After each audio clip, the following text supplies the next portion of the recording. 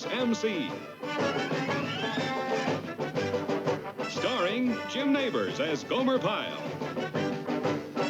Also starring Frank Sutton as Sergeant Carter.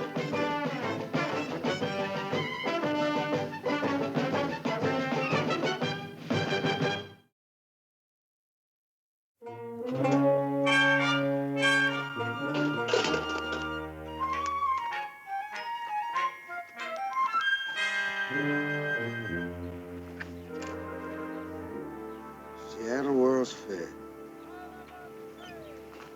Seattle World's Fair. Memory, memory. Hey, Sergeant. Something wrong with your car? Huh? Oh, no, I'm just giving her a last cleaning out before saying goodbye. Pyle. See this old rubber horse? Try and imagine it blown up with Bunny laying across it and me pushing her around San Diego Bay, waving goodbye to the fleet. Yeah, that's when we were young. Pyle, look at this basket. Boy, I wish I had a dime for every picnic lunch Bunny packed in this. That's for you, Pyle. What is it, Sergeant? Never mind, just throw it away. Sergeant, did I hear you say you was cleaning her out just before saying goodbye? Yeah. As of today, the old Butts and I have driven our last mile together.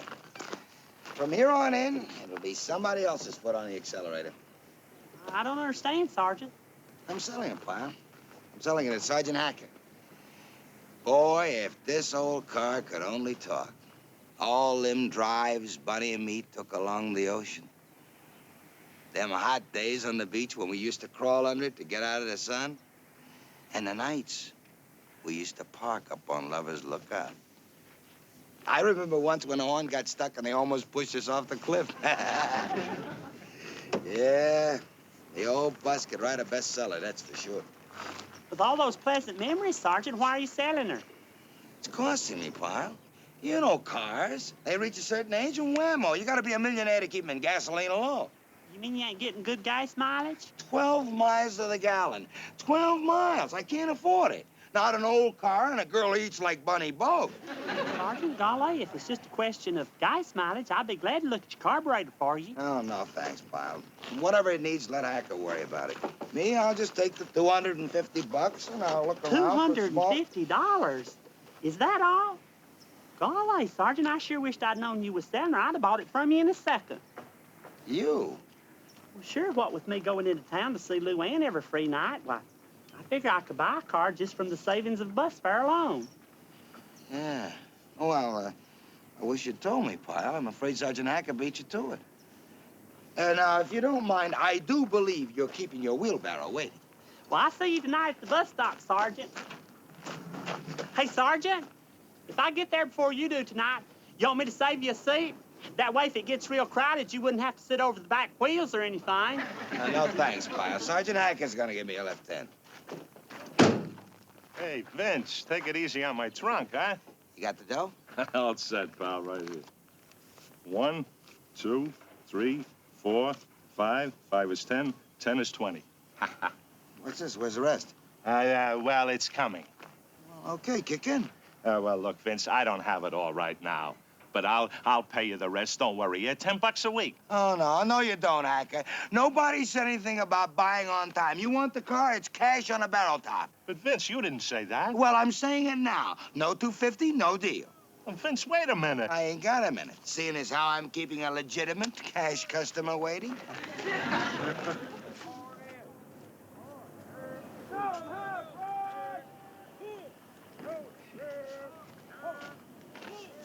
Hey, Pyle. Oh, hey, Sergeant.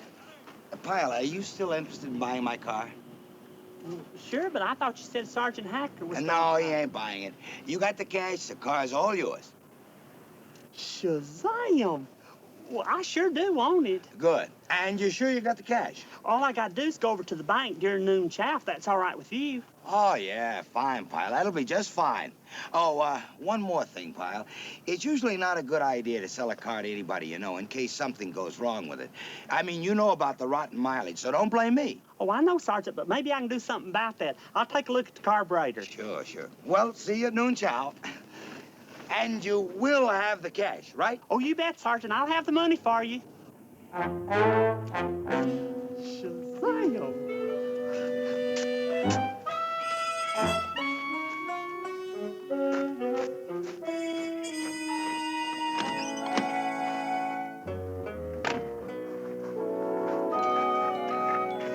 Hey, Pyle. Hey, Sergeant Hacker, Corporal. Guess what? What? This car you didn't want? Yeah. I'm buying it. You are? Just as soon as I go over to the bank. I'm sure glad you decided not to buy it. Really was my lucky day. Well, I'll see you. How do you like that guy? Sold his car right out from under me. I guess Gomer had the cash. Yeah, well, don't worry. I'll take care of that, Carter. I'll fix that Welcher, but good.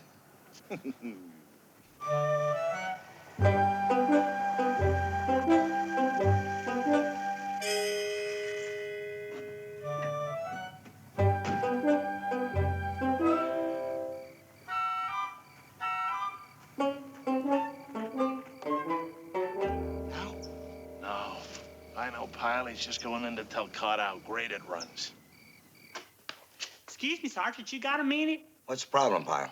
It's no problem. It's no problem at all.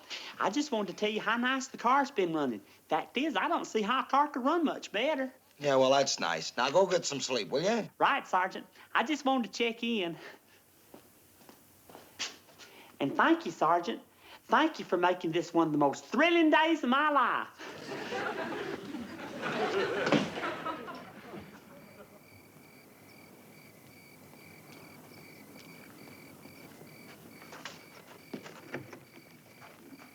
Okay, now.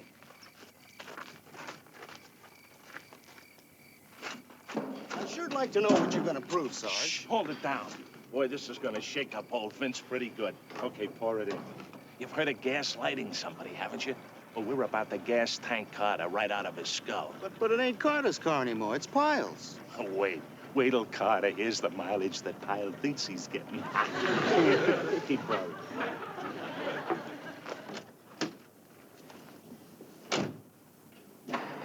Hey, Pyle, wait a minute, wait up. You driving into town? Oh, sure, Sergeant. Well, you mind if I ride along with you? Well, of course not. Be my pleasure. Hey, car really looks good. What did you do? Oh, just a wax cleaner's all.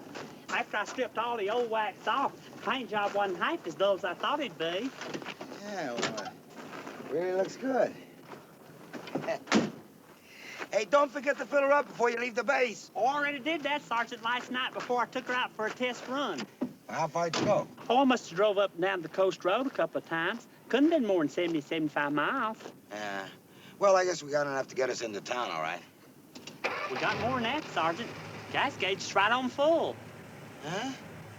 Well, it must be stuck or something. I'm telling you, you're gonna have to gas up when you hit town for sure.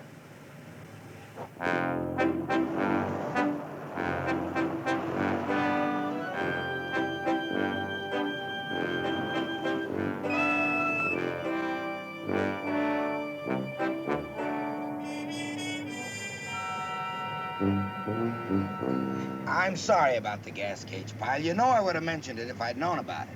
There's no need to apologize, Sergeant. I'm sure it ain't stuck. See, the gauge is down just a little bit. I hate to be a killjoy, Pyle, but I know this car. It should be riding on empty by now. Yes, sir. Fill it up, please. Yes, sir. Well, one way or another, I don't mind telling you. I'm happy I don't have to worry about it. Yes, sir, my one big problem in life now is figuring out what I'm gonna do with all the money I'm saving on gas. Excuse me, Sergeant. What's that? Oh, well, this is my car diary. I like to keep a record of things like gas mileage and all. Okay, Pyle. Just as long as you keep smiling. That'll be 64 cents. 64 cents. 2 gallons on the button. That's all you take. That's all? Did you hear that, Sergeant? The gauge ain't broke after all. Let's see. 76 miles and 2 gallons. Shazam! Sergeant, you ain't gonna believe this, but I'm getting 38 miles to the gallon. Can you imagine that? 38 miles. That's impossible. How can you get 38? I don't know, but there it is. You double check it, but I'm sure I got my figures right. Yeah. What'd you do? You do something to it, like the carburetor? No, all I done was turn the carburetor set screw one time. And you got 38? That's impossible. How could that be? How could that be?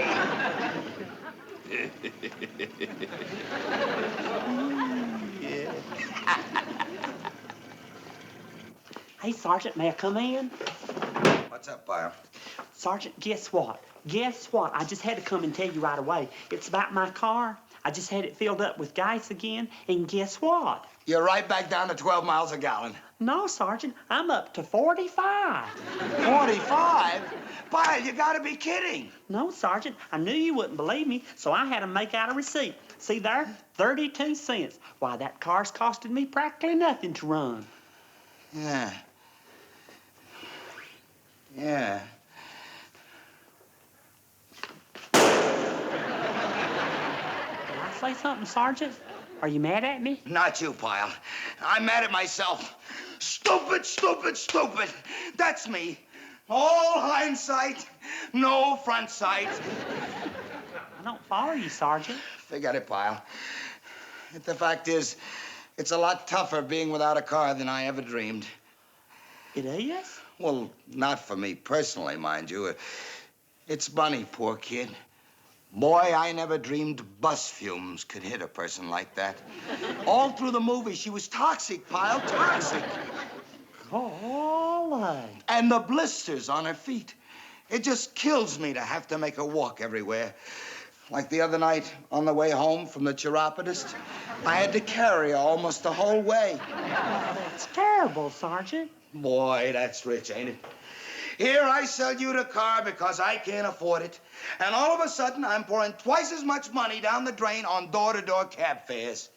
But, Sergeant... Now, listen, why should I stand here boring you, huh? A deal is a deal, right? I mean, it's my own fault that I didn't look before I leaped.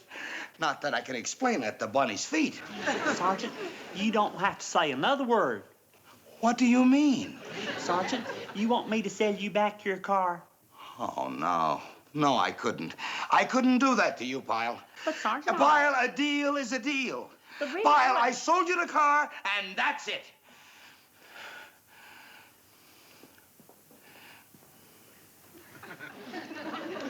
Pyle, wait a minute!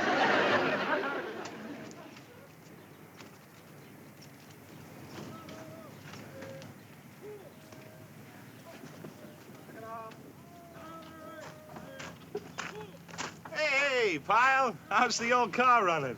Oh, just fine, Sergeant. Only it ain't mine anymore. You're kidding. What do you mean? Whose is it? I just sold it back to Sergeant Carter. Well, how come? I thought you were in love with this thing. Well, actually, it was more for Miss Bunny's sake, seeing how her health was suffering. Her health? Uh-huh, the poor thing was getting sick riding buses and walking, and the sergeant needed the car more than he realized. Yeah. Well, your sergeant is one considerate guy, all right. I mean, how many guys would go against their better judgment just for the sake of a girl, I ask you? Well, that's the sergeant, all right. And the car belongs to him again, right? As of this very minute.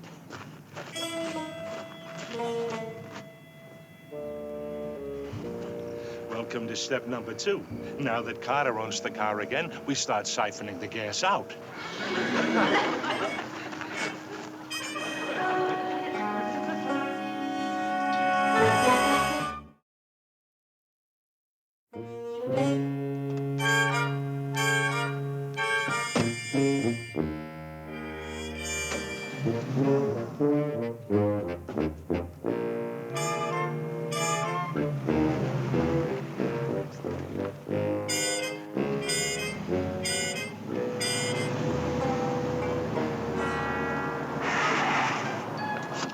What's the matter with you? You want to get yourself killed? Well, hey, Sergeant. I just missed my bus, and I was just wondering if you I was going into town. Just like old times, huh? Okay, Pyle. I guess that's the least I can do for you. Well, thank you, Sergeant. I sure appreciate it. Don't mention it. I guess Miss Bunny was really glad you got the car back for her. Huh? Oh, yeah, real glad. I guess you know you need some guys. Huh? The needle, it's sitting right on empty. Wait a minute, Pyle. Didn't you say you had a full tank last night when you gave me the keys? Yeah, Sergeant, it couldn't have been down more than a couple of gallons at the most. Yeah, that's what I thought. All I did was drive over to Harry's roadside rest and back. That can't be more than 4 or 5 miles. How can it be empty? Well, maybe it's a gauge. Yeah, I guess you're right. Yeah, it must be the gauge. Yeah, I got plenty of gas.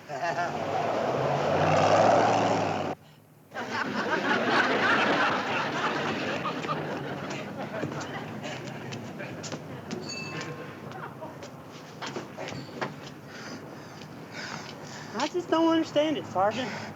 There I was getting 45 miles to the gallon, and you ain't even getting the 12 you used to get. What do you suppose it is? What'll it be, boys? Fill her up. Well, there's one consolation. You don't have to worry about the gas gauge. It works just fine.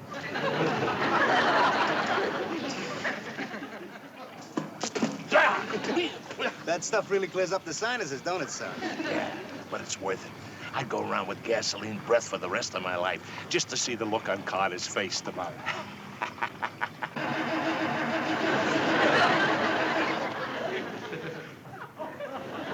Oh, no. Pyle! Hey, Pyle!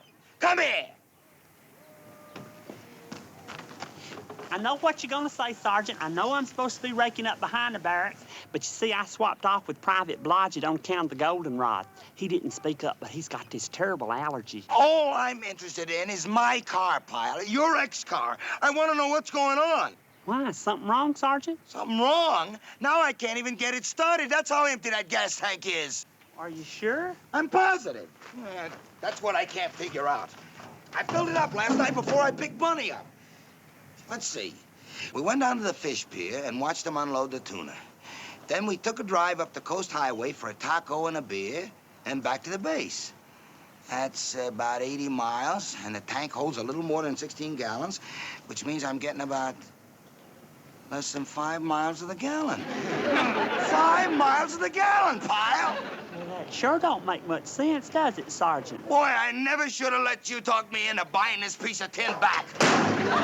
Sergeant, are you trying to say that you want to sell the car back to me? Well, not if you don't want it. Well, I sure appreciate it, Sergeant, but I don't think so. Why not, Pyle? Last week you couldn't wait to buy it. Well, after you pointed out to me how I was hardly using it, I decided you was right. But I'd be glad to check it out for you. Be more than happy to see if I can find the trouble, if that'll help out. Yeah, you do that.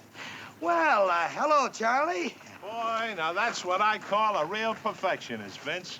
You won't be happy till you have this thing running better than new. That's right, Charlie. It's just like I told Pyle. Don't spare the horses. I want it tuned like a violin, a regular Stradivari. No kidding. And you know why? Because I got ethics. When I sell a car, I want it fair and square and honest. I don't think I follow you, Vince. Well, I haven't posted the notice yet, but I got the car up for sale again. Oh. Yeah. I figured I'd buy a new one after all. And you know the kind of rotten deal they give you on a trade-in. Perfect shape or no perfect shape. Yeah. Well, good luck. Thanks. Not that I'll need it. Hey, Charlie. Boy, am I dumb. I just remembered. Last week you were in the market. That's right, I was. Yeah? Well, if you're still interested, I'll give you first crack. No, I don't think so, Vince. Not if it needs all that fixing up. What fixing? I told you, Pyle is tuning. It ain't like something was busted. Come on, Vince. This is sunny California. I got my windows open. I heard you ranting and raving about the crummy mileage you get. You kidding? Right. That's why I got Pyle working on it right now. Listen, I'll even knock the price down a little. A little? If you want this conversation to continue, you'll knock the price down a lot. Like how much? Say down to $100 even. 100? You're gonna blow it again, huh, Charlie? The buy of a century, and you're gonna blow it, just like before. I guess so. Hold it. I think I just heard Pyle call me. He must have found the trouble. Wait here. Don't go away. Hey, Pyle. Are you sure you don't want to buy my car? Well, no, Sergeant, I really and truly don't. Well, okay, Pyle. I just wanted to give you one final chance, seeing as how I got Hacker foaming at the mouth. Well, thank you, Sergeant, but you go ahead and sell it if you can. And, Sergeant, Hey, yeah, Pyle? I've gone over it with a fine-tooth comb, and I'm sorry, but I can't locate the trouble. Okay, Pyle. Get back to your detail. Well, Pyle didn't find anything wrong. It don't even need fixing. Good, good. Well, in that case, I'll give you 75 bucks. You just said 100. That was a while ago. Now it's an older car. Okay, Hacker, but only if it's cash. Cash? Well, if it's going to be cash. 65 bucks. You got it. 20, 40, 65.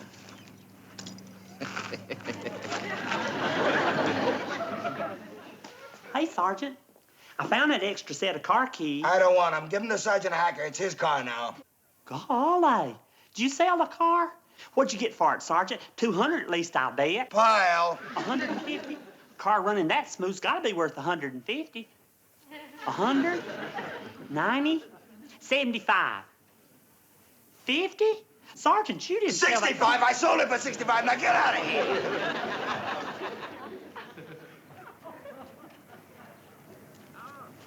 Watch it, Jensen. You're sloshing all over the place. I'm not sloshing, it's leaking. Okay, let's get the gas in the car and hide these cans before Carter gets back. You really think we'll be able to figure it out? Let's not take any chances. Come on, get Hey, in. Sarge. Oh, it's Carter. Get these cans at the trunk and then beat it.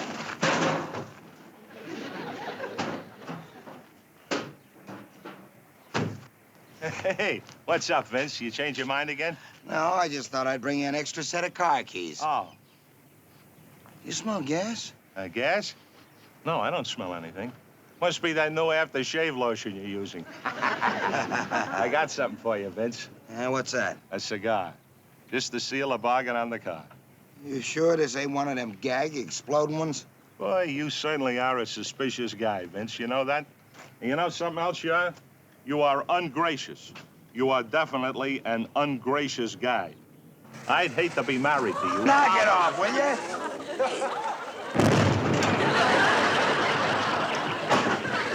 It's your car. Hey, grab a fire extinguisher. Get him in. Come on. Somebody call a fire department.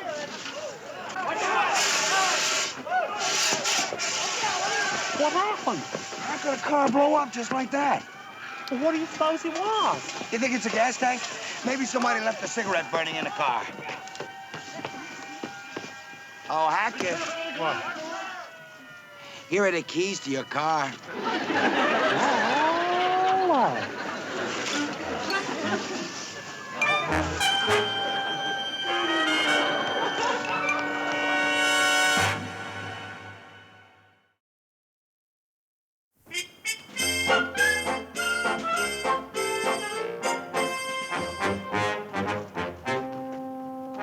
Hey, Pyle!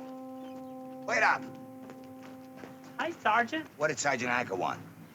Well, I don't know where you'd approve or not. What? Tell me.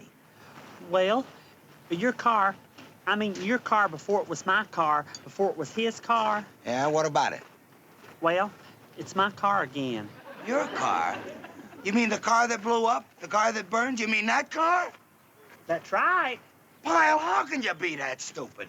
You gotta be kidding to be so dumb as to let somebody sell you a piece of junk like that. But, Sergeant... What are you, Mr. Nice Guy? Sergeant Hacker's car burns, so you feel sorry for him, and you buy it from him. That's not nice. That's stupid. Just plain stupid. But I didn't buy it, Sergeant. Huh? Well, you said it was yours. Well, Sergeant Hacker gave me $20 to take it off his hands as junk. He did. Uh-huh. And you know something, Sergeant? This car ain't done for. You can restore a burned-out car. I can get a new windshield here, some new upholstery, and give her a new paint job. Nobody'll ever know the difference. Oh, come on. And I'm gonna try and get her into shape. And if I do you think you might be interested, seeing as how Miss Bunny can't ride buses and things? Well, if you're getting pretty good mileage and the gas gauge works, what am I talking about?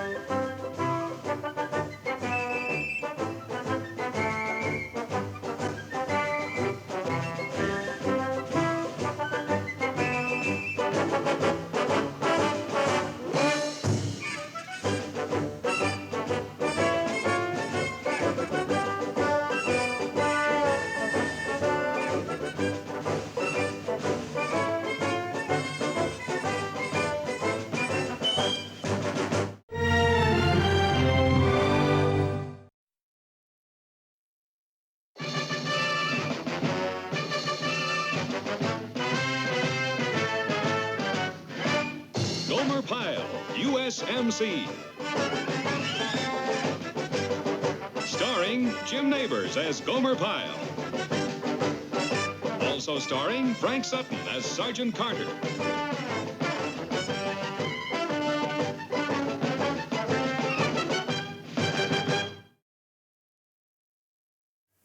All right, now hear this. There's an NCO seminar up in San Francisco starting tomorrow, and I'm going. I'm leaving tonight, and I will be gone for 4 days. Now, in case you got any ideas of the next 4 days being a holiday, forget it. I got a new man coming in. He's gonna be the new corporal for this platoon. Now, what I asked headquarters for was a gung-ho, hard-nosed, by-the-book Marine. Now, he's gonna be in complete charge, so everything will be well in hand. All right? That's all. Hut! There's me. Hey, Sergeant? Sergeant Carter? Yeah, what is it, Pyle? I'm in kind of a hurry. Well, I just wanted to tell you, I've got this married cousin that lives up near San Francisco, Mary Lou Kissinger. She's married to a butcher, and I'm sure that if you had any time, they'd be all No, I won't, Pyle. I'm gonna be busy. Well, Sergeant, I'm sure she'd cook you a wonderful meal. She always was a terrific cook, even when she was single. Her maiden name was Pridgeon, and boy, she could always cook. Yeah, that's good to know. I see you, Pyle. Well, I'm sure they'd love to see you if you have the time. They live on Route 4, about 7 miles outside of Watsonville. Kissinger, Sergeant. Kissinger. Where is this guy, Harry? Here I am, all set to go. Oh, he is. Well, good. Now, listen, you're sure he's tough, huh? I mean, you know this platoon. They need somebody on their back every second, like me. Yeah? Well, he sounds good. Yeah, tough, that's right. Now, just a minute, Harry. What can I do for you? Remember me, Sarge? Duke Slater? I was in the platoon last year. Oh, yeah. Slater. What are you doing here? You on leave or something? No, I've been transferred back. I'm here for good. Ah, 1 second, huh? I'm sorry, Harry, but a guy just came in that used to be in my outfit. Yeah, but listen, what's the name of this new corporal you're sending over? You? Corporal Slater? That's right. Harry, listen, what is this, a gag or something? This Slater, I know this guy. He used to be in my outfit, the worst goof-off I ever had. What do you mean there's nobody else? Listen, I'm gonna be gone for 4 days, and I ain't leaving my platoon in Hello? So you're the new corporal, huh? That's right. Well, I'll tell you something. I ain't taking no trips. I'm staying right here, and I'm putting in for a new corporal. Nothing personal, mind you. Sarge, can I say something? What? Well, I know just how you feel. You're thinking of me the way I used to be. That's right. Old gold bricking, anything for a laugh, Duke Slater. That's how I remember you, and that's why I'm getting a new corporal. And I'm going to headquarters personally to do it. Wait a minute. Just hear me out, will you? All right. I'll hear you out. I've got a whole new attitude. As a matter of fact, I'm even thinking about making the Marines my career. Yeah? Yeah, that's why I put in for leadership school. And I made it, Sarge, with flying colors. That's how I got my stripe. Great. And I'll tell you something else. I graduated in the top 10% of my class. Well, fine. That's all great, Slater, but this just ain't gonna work out. I mean, you're just not my kind of guy. But you gotta give me a chance. Not with my platoon, I don't. Not with me going out of town for 4 days. I ain't giving you complete charge of them guys and letting you make a shambles out of it. But I can handle it, believe me. Here, take a look at my record. I've been working hard, Sarge, and I'm sure I can do it. Yeah, well, this don't look bad on paper, but what's the maximum rate of fire for the 81mm order? 30 rounds per minute for the first minute, 18 rounds thereafter. What are administrative orders? Those orders used to announce a supply, evacuation, and other administrative details for a military operation. Uh-huh. And squad tactics. What's the consolidation phase? The consolidation phase is the third phase of offensive combat and covers the period from the end of the attack phase to the moment of commencing some further action to exploit success. What's the weight of a fully loaded automatic pistol? 2.76 pounds. Wrong, Slater. It's 2.78 pounds. 2.78. Well, I'm sorry, Sarge, but I'm sure it's 2.76. Well, I say you're wrong. And that just goes to prove something, Slater. Contradicting your sergeant is not one of the outstanding traits for a Marine corporal. And cockiness ain't one either. And stubbornness certainly ain't one. Well, I'm sorry, Sarge. Well, I'll just prove it to you. Where's my book? Here we are. Let's see. Automatic pistol. The weight of a fully loaded automatic pistol is Well, you just took a course. Besides, handling a bunch of men is entirely different. Look, Sarge, this is my first assignment, and if I'm gonna make the Marines my career and you turn me down cold, it'll kill it for me. Well, Look, headquarters never would have given me the assignment if they didn't think I could handle it, and I'm sure I can do it. But of course, it's up to you, Sarge. You're the one that's gonna have to make the decision.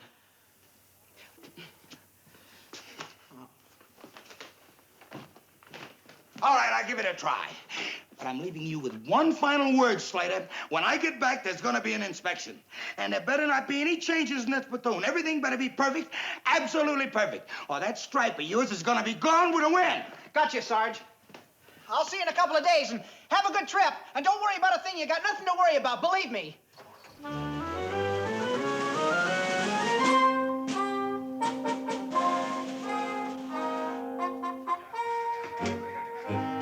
Anybody home? Dude! Hi, man. Hey, how are you? Hey, Steve! Good to see you. How are you? Hey, fellas, it's Steve! Hey, and what's this here on your arm? Another stuff. Corporal. That's right, fellas. It's Corporal Slater now.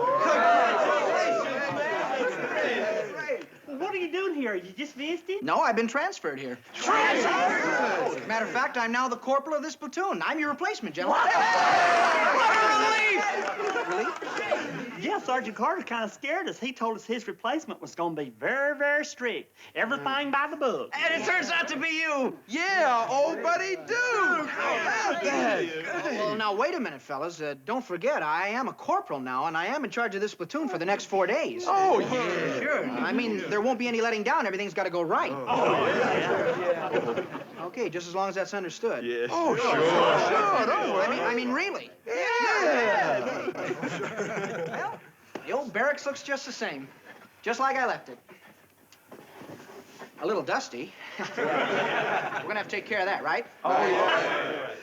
While you're at it, might not be a bad idea to catch those windows. Yeah. Duke, I can't tell you how wonderful it is to have you back. And as a corporal, too, I think this is one of the happiest days of my life. Yeah. Hey, do you still do them imitations? Huh? You know, them imitations of Hollywood stars like that. You was always wonderful at it. Do one for us. I don't. Really, just do one little bitty one for us. Well, okay, just one for old time's sake. What do you want? What do you want? Hey, do Clark Gable. Oh, yeah, do that. All right, Clark Gable. Scarlett, you've never loved me. You've always loved Ashley Wilkes. I thought there was a chance for us when Bonnie Blue was alive. Well, it's too late now, Scarlett. I'm going back to Charleston. Goodbye, Scarlett. I know how you do that. Hey, do my favorite one, Jimmy Cagney. Oh, yeah. Jimmy Cagney. For it was Mary, Mary sweet, as any name could be.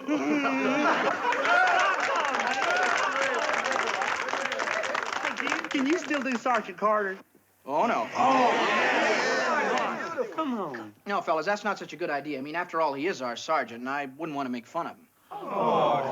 Well, you never was making fun of him. You was just imitating the way he talks. And besides, imitation is the sincerest form of flattery. Well, all right, just this once for old time's sake. But this is the last time. Don't ask me to do it again. All right, you lame-brained, you nitwit, you knucklehead, you hear this and you hear it good. I want you out of those sacks and outside on the double. Move it, move it, move it. I can't hear you. You know something, fellas? These next 4 days are gonna be great!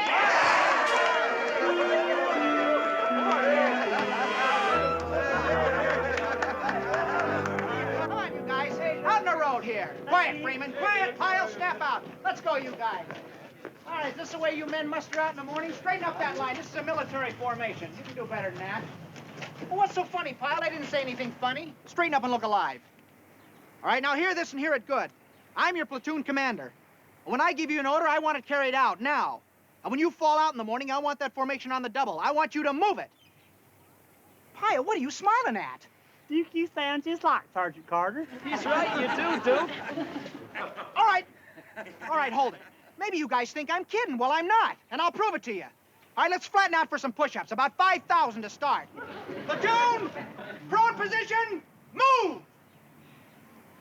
Well, come on, let's move it. Hit the deck. I gave you an order. Move it. Platoon, prone position, move it. Everything all right, Corporal? Tange, hut. Morning, sir. Yes, sir, everything is fine. It's just we're a little slow getting at those push-ups. Slow? You men heard your corporal. He wants you to hit the deck, so hit the deck now! Wouldn't be a bad idea to add a few for sluggishness. Don't worry, sir. I've got him doing 5,000. 5,000? Yes, sir. Maybe you ought to spread them out over a few days. Yes, sir. Carry on. Thank you, sir. All right, commence push-ups. Count off. 1. 1. I can't hear you. 2. 2. Louder. 3. 3. 4. 4. Louder. 5.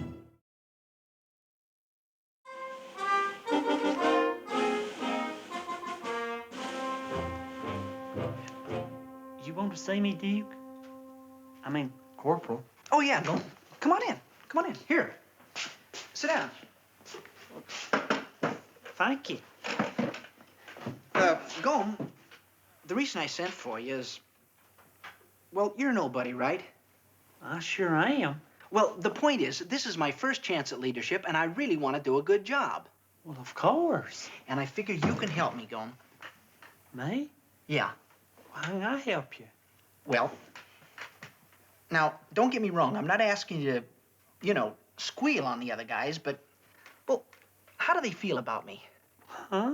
What are they saying? I know it's only been one day, but what's their impression of me, Gome?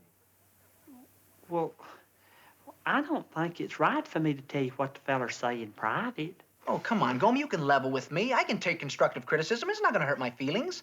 Well, Please, Gome, it's very important to me. it is? Well, sure. Look, it's not just losing this stripe I'm worried about. It's the whole platoon. I want him to look good.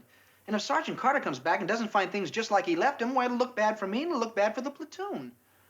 I sure wouldn't want that to happen to the platoon, and I wouldn't want you to lose your stripe. Well, then help me, Gomer. I just want to know if I'm getting through to the guys. Just give me an idea of how they feel about me.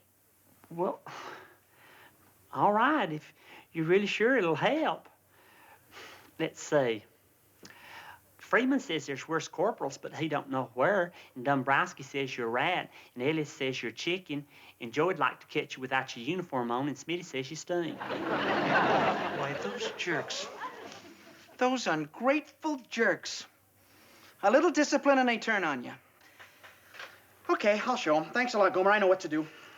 Wait a minute, Duke. I thought... Well, you said your feelings wasn't gonna get hurt. That's right. My feelings ain't hurt. Do I look like my feelings are hurt? Well, my feelings ain't hurt. What makes you think my feelings are hurt? You said you could take criticism. I took it. Didn't I take it? I can take criticism. Thanks a lot, Gomer. Good night.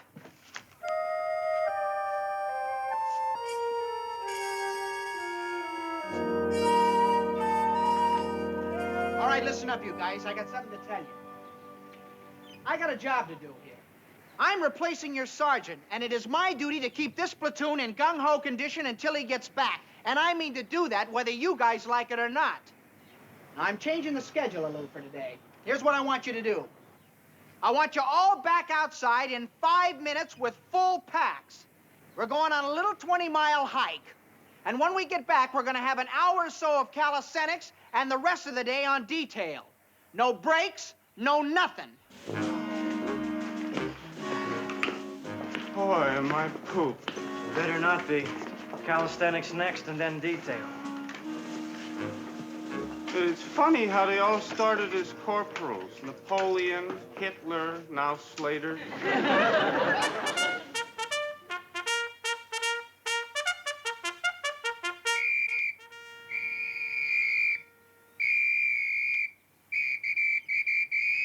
All right, platoon, fall out. Fall out in the road. Let's go on the double. Move it, move it, move it. Let's go. Fall out. Pyle, where's the rest? Well, there ain't nobody else. I'm the only one here. Where are they? Where'd they go? They all go AWOL? No, they all reported over to sick bay. Sick bay? What for? What's the matter with them? I don't know, but they said they couldn't wait for sick call, so they got up and left about a half hour ago. Oh, they did they? We'll see about that. Corporal. Tench, hut. Morning, sir. Corporal, could I speak to you for a moment? Yes, sir.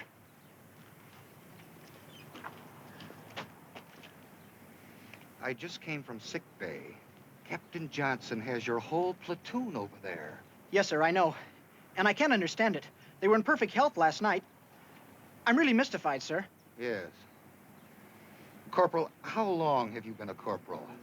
Tomorrow will be 1 week, sir. I see. At ease, Corporal. This is your first assignment. I mean, in taking over a platoon, right? Yes, sir. I remember a couple of years ago when I took over my first platoon. I was determined to make it the best outfit in the Corps. That's the way I feel, sir. Yeah? Yeah, I was pretty rough on them. As a matter of fact, too rough. I was just a little too anxious. Anxious, sir? That's right. Now, don't get me wrong. I think discipline is important, but there's a fine line that you can't step over without affecting morale. Yes, sir.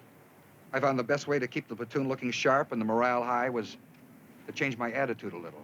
I stayed on them, mind you, but I didn't grind them down. You see what I mean? Yes, sir. Thank you, sir. Carry on, Corporal.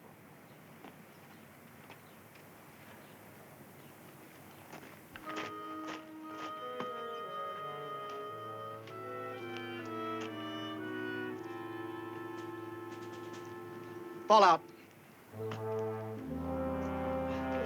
Do you? Corporal? What's the matter, Duke? I don't know. You saw me talking to the lieutenant. Uh-huh. Well, he's right. You know what he says I got here? No, what? Low morale. 3 days on the job and I got low morale. I guess I just been kidding myself. I can't handle a platoon. I'm not the leader type. Why, that's not true, Duke. You are a leader. Well, you're a natural-born leader. Even when you was a private, you was a leader. Why, the fellers used to follow you everywhere. You used to say, let's go down and get a pizza, even though everybody else wanted Chinese. But we all followed you to the pizza. Oh, you're a leader, all right. Yeah, but that was different. Now I got rank on him. That makes it a whole different story. Well, no, it don't. It's no different at all. No? Then where did I go wrong? Tell me that. Where did I go wrong? Well, if you don't mind my saying so, I think you made your big mistake, well, by not being yourself. I mean, you ain't Sergeant Carter. He can yell and holler, nobody seems to mind, because that's the way he is. It's natural for him, but it ain't natural for you. Well, it's too late now. I blew it. The barracks are in a mess. Sergeant Carter will be back tomorrow. And half the outfit can't wait to catch me out of uniform.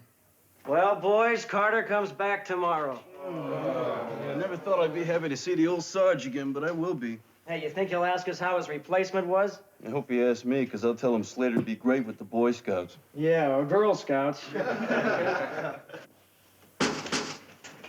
what's that? Huh? What? There's somebody at the window. Yeah? It's Duke. He's washing the windows. What's he doing that for? To save his stripe. He couldn't get us to do it, so he's got to do it alone. That's not true, fellers. Oh, no? No, he don't have to do it alone. He could have got us to do it. All he had to do was order us to. Yeah, well, why didn't he then, huh? Well, I think now he realizes he was wrong. Oh. Well, it's the truth. And I'll tell you something else. It's all partly our fault. What do you mean, our fault? Well, maybe Duke didn't go about it in the right way, but we never gave him a chance, neither. We laughed and joked and never gave him the respect he deserved.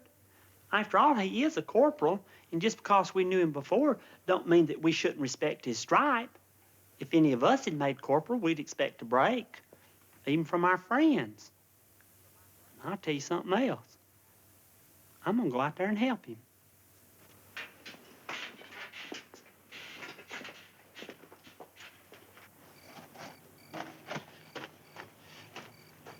Do you? I mean, Corporal. Gomer, what do you want? Well, I thought I might help you. No, thanks. You better get back to your bunk. Well, I don't want to disobey orders or anything, but I really would like to help you. Forget it. I got myself into this. I can get myself out. Corporal? Dabrowski, what are you doing out here? Well, I couldn't sleep. I thought maybe if I did a little work, it might tire me out. What? Listen, Corporal, I got a bucket and rag. You want me to start the windows over here or on the other side? What is this? Okay, you guys get the inside. We'll start cleaning up out here. Hey, wait a minute. What's going on here? Well, don't worry about it, Duke. The fellas in the platoon just want to help you out, so I'll do the windows in front.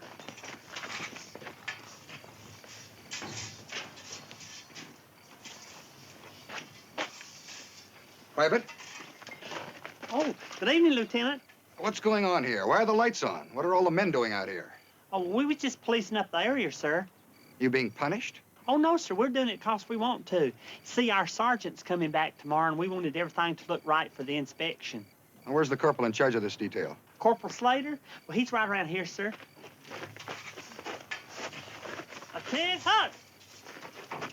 Evening, sir. Addies. This is a little irregular, isn't it, Corporal? Working after hours like this?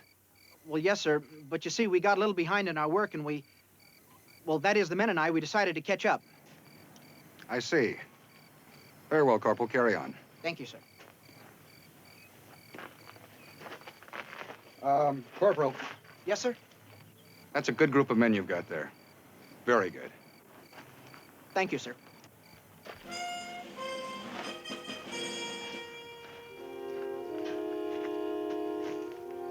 What's the matter, Duke? Nothing, Gomer, nothing at all. Are you crying? No, I'm not crying. What, are you crazy? Duke, I don't know where you ought to be a corporal or not. You're so emotional.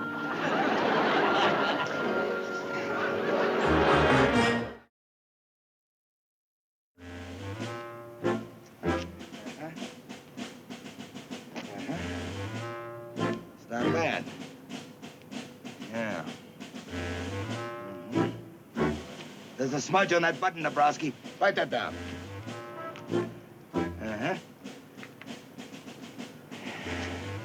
Yeah. All right, Corporal. You can dismiss the platoon. Right, Sergeant.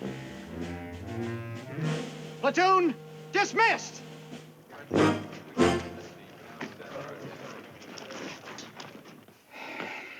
You did a good job, Slater. The men look sharp. The barracks ain't bad either. Thanks, Sarge. And I'll level with you. I never expected it. I thought when I got back here, I'd see a shambles. I really never figured you could handle it. Well, I'm happy to hear you say that, Sergeant. Well, you did. And I'll say something else. You stay on the ball like this, and we might hit it off okay. Okay? Okay. Sergeant Carter? Yeah, Pyle, what is it? Well, I'd like to make a statement on behalf of all the men. They didn't really ask me to, but, well, I know how they feel. Yeah? What is it? Well, I'd like to say what an outstanding job Corporal Slater done with the platoon while you was gone. I know. I held the inspection. But you don't know the full story, Sergeant. Corporal Slater was up early and he worked late. I don't even think he went off the base. He devoted his full attention to the platoon every second. He done such a fine job you wasn't even missed. Huh? Well, you was missed, but everything run just as smooth as if you was here. So if you're thinking of taking any other trips, I'm sure Corporal Slater... What is this, a testimonial? Did you put him up to this, Slater? No, Sarge, honest. And furthermore, I'd like to say that I'd follow Corporal Slater anywhere. He's a natural-born leader of men. Well, if you didn't put him up to it, who did? Gomer, will you get out of here? Yes, sir, Corporal, right away. See how I follow his orders, Sergeant? Pyle. Slater, you got a lot of nerve. You know that? He does have a lot of nerve. He is a brave man, Sergeant. Out! Out! Both of you, get out! Slater, out! You two, out!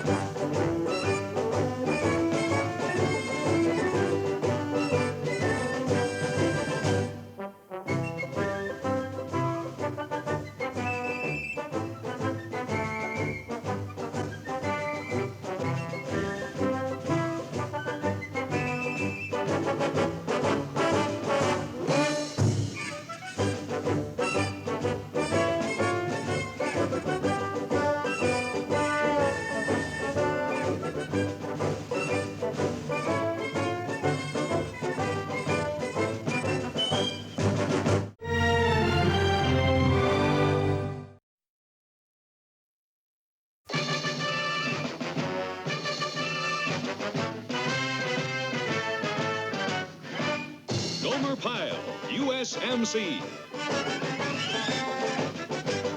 Starring Jim Neighbors as Gomer Pyle. Also starring Frank Sutton as Sergeant Carter.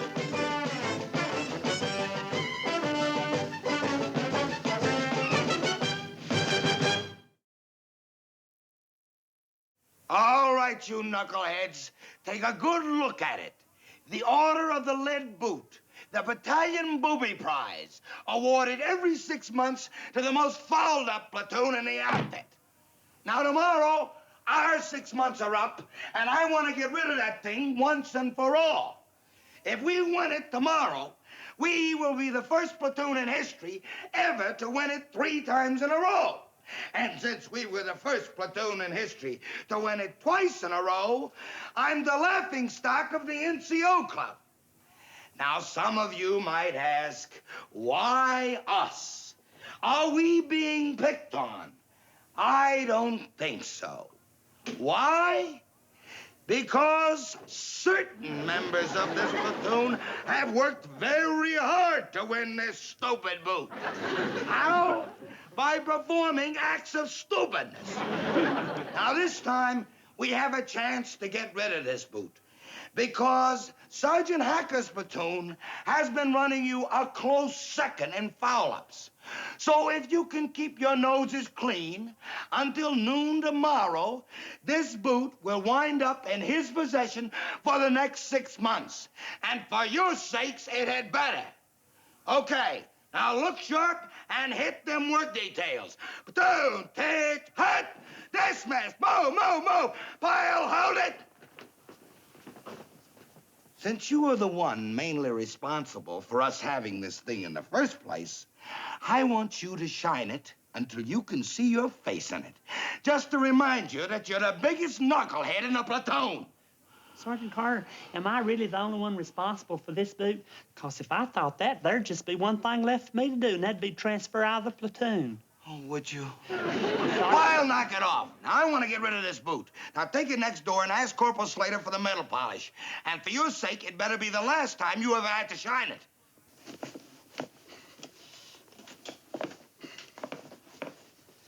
How you doing? Okay, I guess, except I'm having a little trouble holding the boot still. But Sergeant Carter said he wanted me to be able to see my face in it. Well, don't worry about it, Gomer. There's worse things in life than not being able to see your face in a boot. Stay with it. I'm going to post this stuff on the bulletin board. Hi, Sarge. Where's Sergeant Carter? He's not here. Do you know where he went, Gomer? He went over to headquarters, Sergeant Hacker. At least I think so. Shining up the old booby boot, huh, Pyle? Well, yes, Sergeant Carter wanted it looking real nice for battalion ceremonies tomorrow. You guys have had it so long, I forgot what it looks like. You're never going to get rid of it, are you? Well, I don't know, Sarge, but I think maybe we got a chance. Oh, yeah? What makes you think so? Well, I don't mean to be disrespectful, but Sergeant Carter said that your platoon might be in the running. Oh, I don't think so, pal. Face it, you guys are about to set a new record with 3 in a row. But why fight it? You've earned it. Shine, Pyle. You're not shining. Gomer Pyle. You're not shining. Don't worry about it, Gomer. His chances of getting that boot are just as good as ours. All we have to do is stay in the ball for the next 24 hours. Listen for the phone, will you? I'll be right outside.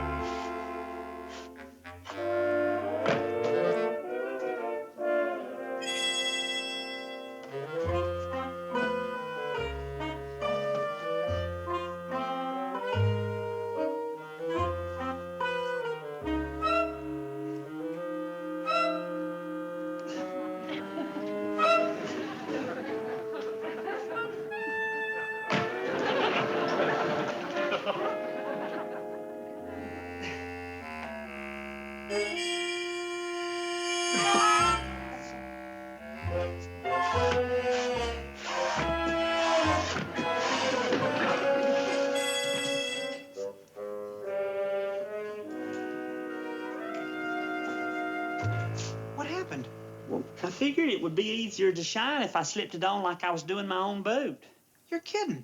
No, it went on just fine, but now I can't get it off. Oh, brother. Here, sit down. Let me pull it off for you.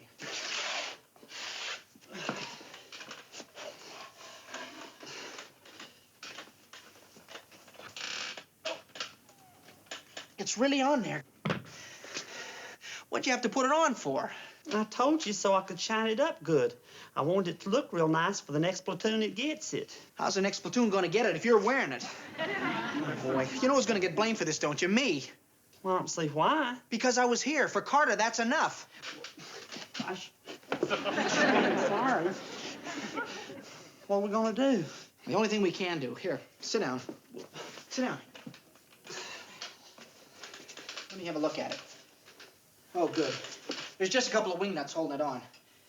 We'll take this board off, go down to the metal shop, have the boot cut off your foot, and have them weld it back together again. They can weld it back so nobody will notice. Well, I can't walk around with this thing on, Duke. And besides, I'm supposed to be on cleanup detail in 5 minutes. Okay, don't panic. Let's figure this thing out scientifically.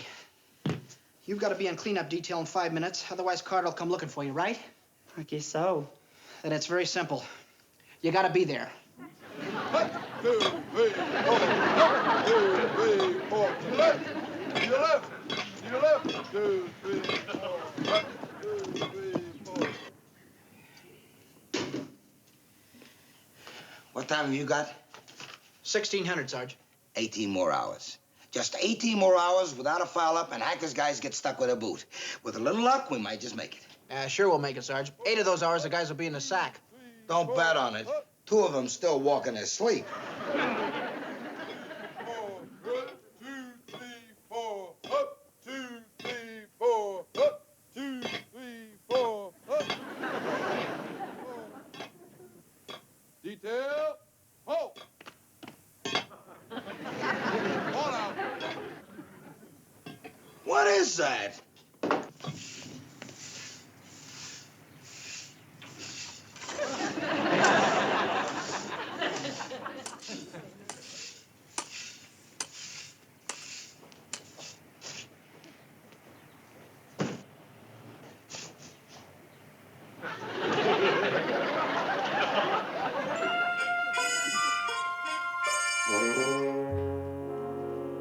Gomer, what are you doing here? Well, I'm mopping the floor like Sergeant Carter said. Gomer, he's liable to walk in here any minute. Finish up and get out of here. You want him to see you with that thing on? But Duke, I ain't finished yet. You're finished. Let's go. Come on. Duke? All right, you people, knock off for chow. It's Sergeant Carter. Quick, hide the boot.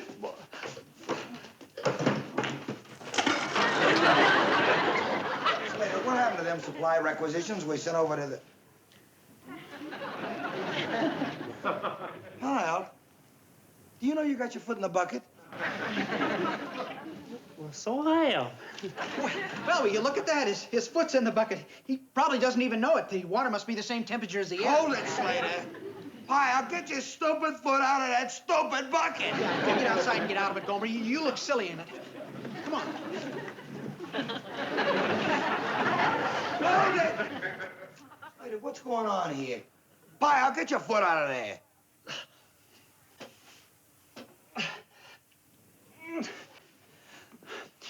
Well, fact is, Sergeant, it's stuck in there.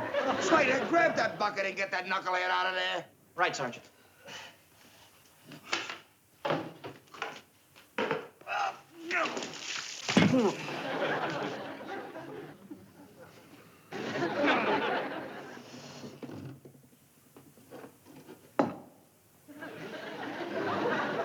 Sarge, don't do it. There's a perfectly logical explanation for all of this. If you'll just allow me to...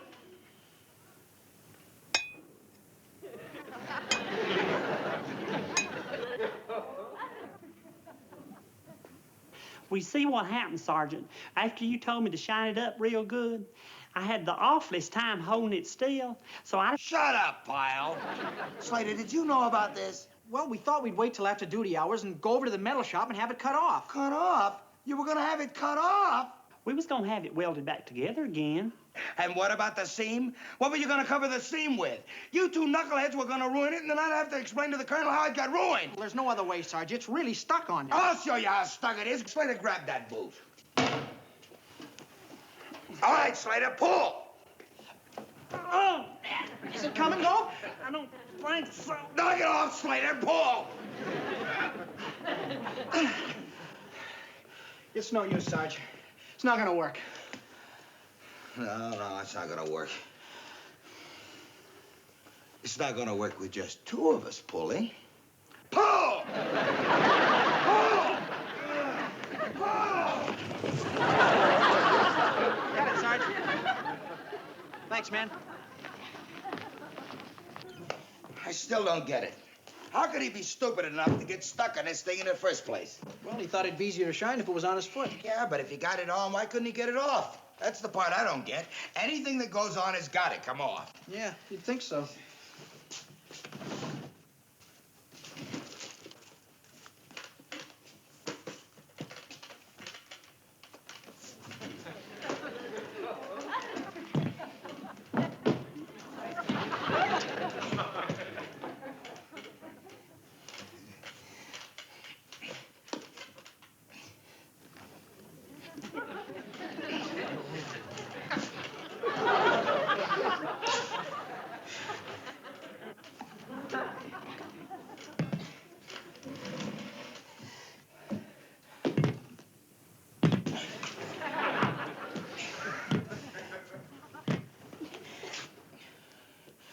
Well, don't just stand there.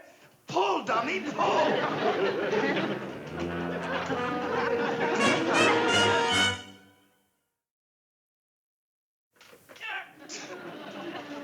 Snyder!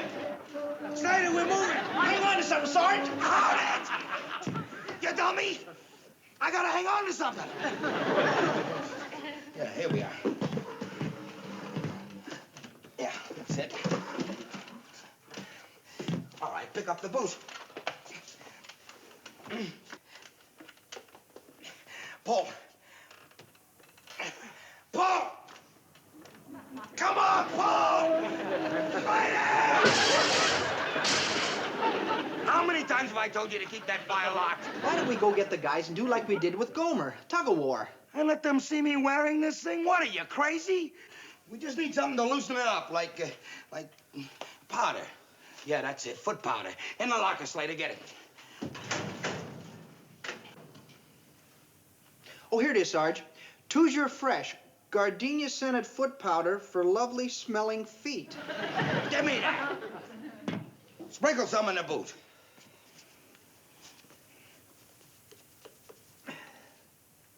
See if you can work it in a little bit, Sarge. How's it feel? Not bad. I think it's working in. Let's give it a try. If I ever get this thing off, I'm gonna have Pyle Bronston mounted. Go ahead. Oh, wait a minute. What's wrong, Sarge? The chair's gonna move again, dummy. I need something solid to hang on to. Good thinking, Sarge. What? The window. I'll hang on to the windowsill.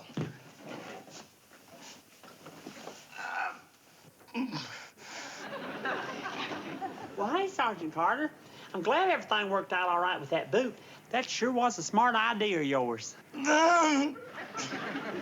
What you doing, Sergeant? Slater, I'm slipping. Sergeant Carter, what in the world happened? Here, let me help you. Well, if you touch me, I'll kill you. Sergeant, you're wearing the Order of the Lead boot. What happened, dear? Well, Sergeant Carter accidentally got stuck in the boot and we were trying to pull him out. Oh, well, don't worry, Sergeant. I'll run next door and get the fellers, and we'll have you right out of it in a second, just like you done with me. Pyle, come back here. You won't go nowhere, and you won't say nothing to nobody. There are 3 people on this base that know about this, and that's the way it's gonna stay. Sarge, why don't we do what we were gonna do with Gomer? Take it down to the metal shop and have it cut off. We can't do that, do you? Don't you remember what Sergeant Carter said? When we welded it back up, it'd leave a seam. So it'll leave a seam. So what? Let's get it off. Suppose somebody sees us going over there. Nobody'll see us. We'll camouflage it. Camouflage it?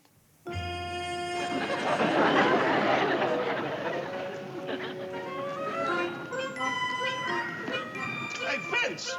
Hey, Vince! Hey, Vince! What happened to your foot? My foot? Yeah. You mean this foot? Yeah, what happened? Well, a large thing landed on it. No kidding, what was it? Well, it It was a big lead thing. Lead? Yeah, this big lead thing. Boom, right on my foot. Well, I'll be darned. How long do you have to wear that thing? Well, the sergeant's on his way to get that taken care of right now. But the hospital's a long way, Vince. How come you didn't drive? Yeah. How come we didn't drive? Well, we, exercise. The doctor says he's supposed to exercise it, Sarge. Yeah, you know, walk around on it so it don't get stiff. Hey, Vince, where you going? The hospital's this way. Oh, yeah. That's right. The hospital's that way. I forgot. Can you imagine that?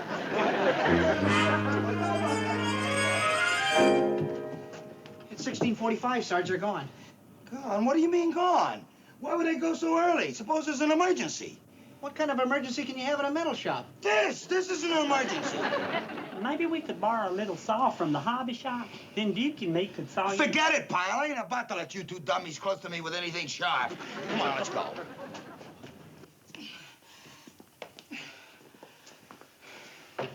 Well, don't worry about it, Sergeant. Science Metal Shop said they'd be open at 7:30 in the morning. Don't worry. The ceremony's at noon. How do I know how long it's going to take them to get this thing off and get it welded back together again? Oh, is that sore? All that pulling and tugging, it's really swollen in there, Sarge. That's right. It'll feel a lot better in the morning, Sergeant, after the swelling goes down. Don't be an idiot, Pyle. I ain't going to bed with this thing on. We got to get it off tonight. But as long as your foot's swollen in there, it won't come off. Then we'll just have to get the swelling down. Hey, that's it. What do you do when you sprain your ankle?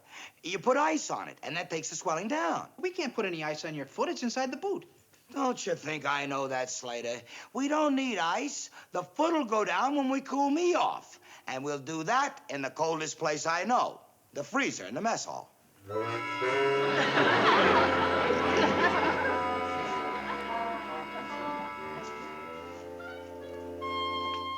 How long has it been? Watch that light. Hacker's duty hut's right outside that window. I'm sorry, Duke. I guess I'm just a little nervous. Well, try to be more careful. What time is it? It's 12:30. He's been in there about 20 minutes. He should be about done. We better check.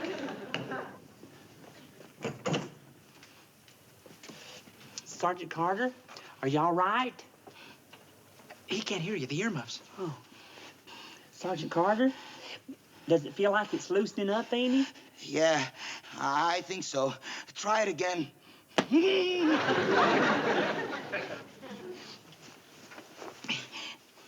Yeah, I think I felt it slip a little bit.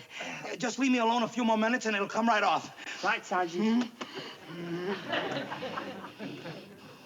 Who's in there? It's Hacker. Oh, mercy, what we gonna do? We gotta get out of here. Open the back door. I'll get the Sarge. Sarge, quick! It's Sergeant Hacker. We gotta get out of here. Sergeant Hacker's coming in. Hacker, we gotta get out of here. Right. Duke, the back door's locked. Is that you back there, Jensen? We're trapped. I can't let him see me with his boot on. Do you guys tell him you stopped him for a snack or something? Duke, his foot. It's empty.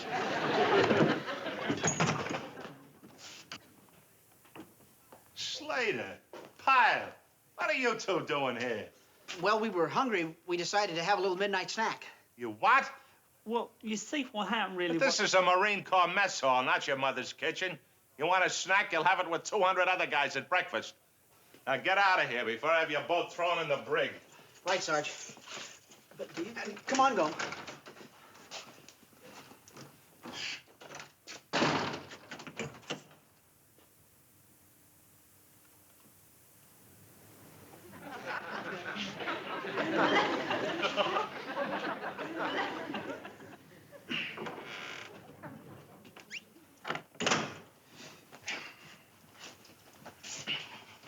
Good night, Charlie.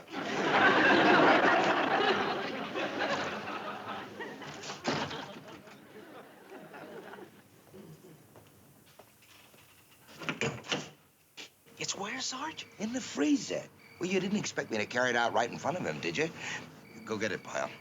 But Sergeant Hacker just told us to get out of there or he'd have us thrown in the brig. Just get the boot, Pyle.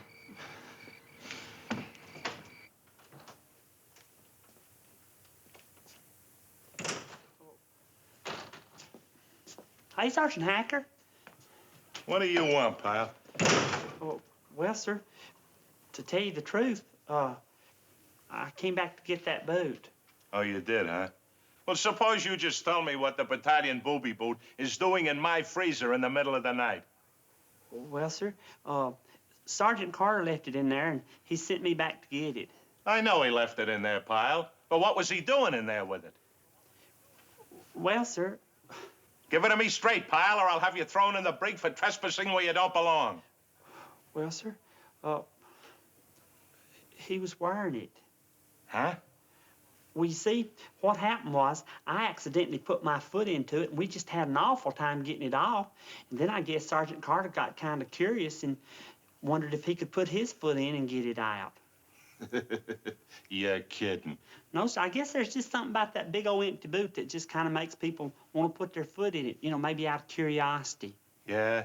Well, I'm not drawn, and I'm not curious. So suppose you just beat it now, Pyle. Well, Sergeant Hacker, could I have the boot back? No, Pyle. I'm going to give it to the colonel so he can give it back to Sergeant Carter. But the colonel's going to ask me where I got it. So I'm just going to tell him what you just told me.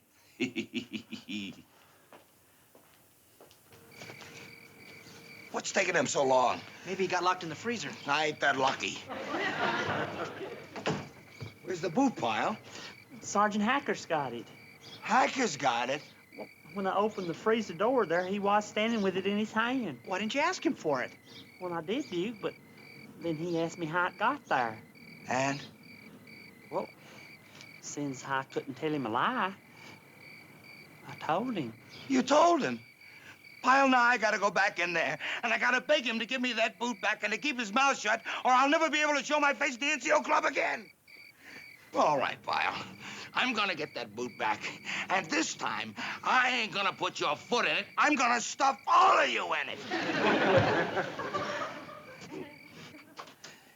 Charlie? Yeah, Vince? Look, Charlie, we've known each other for a long time, right? I mean, I know we've had our differences, but something like this boot thing, well, it's like Pyle said. I was the victim of circumstances. It could happen to anybody. Look, Charlie, if you give me the boot back and promise not to say anything, I'll give you anything. Anything? You name it, Charlie. Okay. Neither one of us says anything about this business, and you got a deal. Oh, thanks, Charlie. Thank you. What do you want? Help me get it off.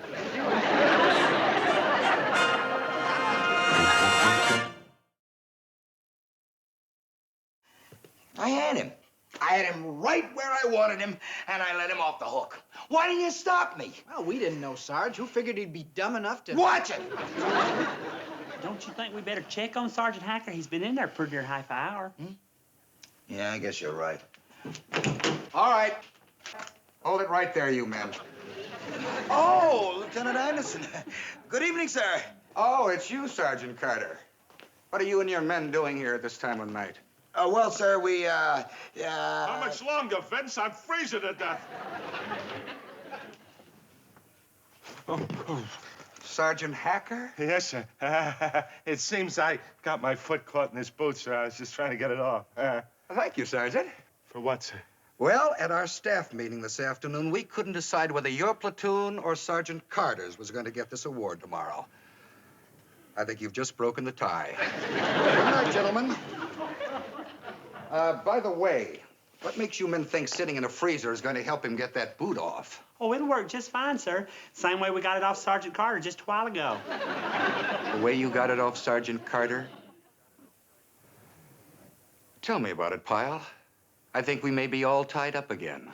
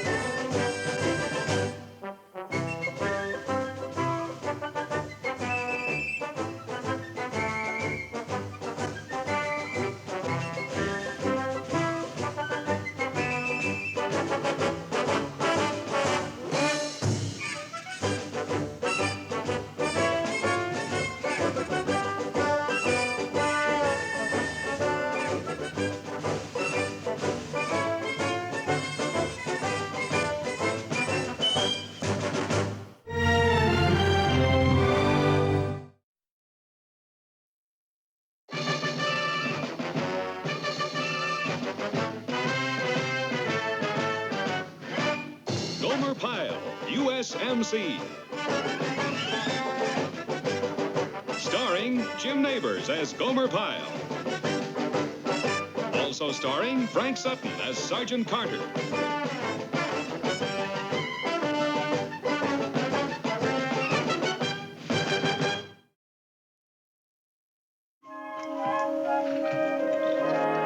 How about it, Luann? There's still some more egg foo young. Oh, my goodness, no, Gomer. I'm full. I just love Chinese cooking, that in Southern. I sure would hate to decide between moo goo gai pan and fried chicken. Here, see what the fortune cookie said.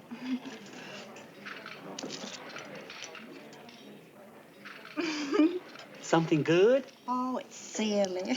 What's it say? Well, it's silly, Gomer. It's just plain old silly. Well, sometimes they're not so silly. Sometimes it's amazing how close they come to your actual life. Let me see you. You and your loved one are about to make the decision of a lifetime. Isn't that silly?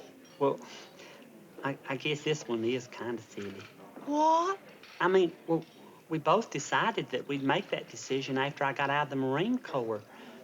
That's the reason it's kind of silly. Well, don't you think it's just as silly not to talk about something that we're going to talk about anyhow?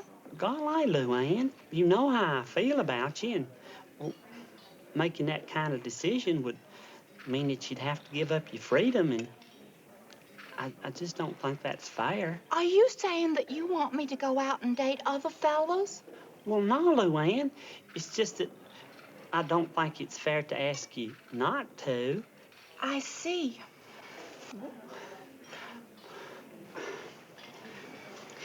Hey, how about if I read my fortune cookie to you? A wise man keeps his ears open and his mouth shut. Isn't that silly?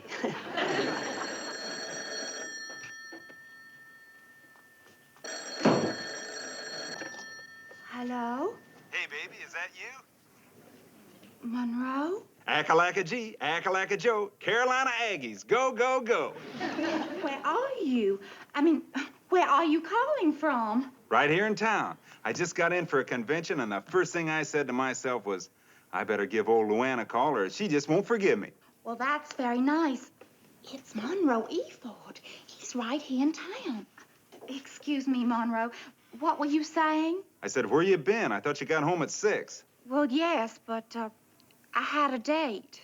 Well, listen, I'd sure like to see you. Maybe tomorrow night. Tomorrow night? Well, actually, I'm not quite sure. Could I telephone you? Yes. Oh, you're staying at the Millard Fillmore Hotel? Room 325. All right. And Monroe, thank you for calling me. Luann, are you gonna see him? Do you want me not to see him? Well, I can't stop you from seeing him if you want to. Well, I didn't say I want to see him. I want to know whether you want me not to see him. Well, it's like I said in the restaurant. I don't think it's fair of me to ask you not to see him. I was just hoping you'd want not to see him, at least as much as I want you not to want to see him. Gomer, since you're not asking me not to see him, and since you seem to be so very anxious for me to have my freedom, it appears that you have left the decision entirely up to me. Well, hey, Luann. The store is closed. Well, I didn't come to buy nothing. Then why did you come? Well, it's Friday night. So?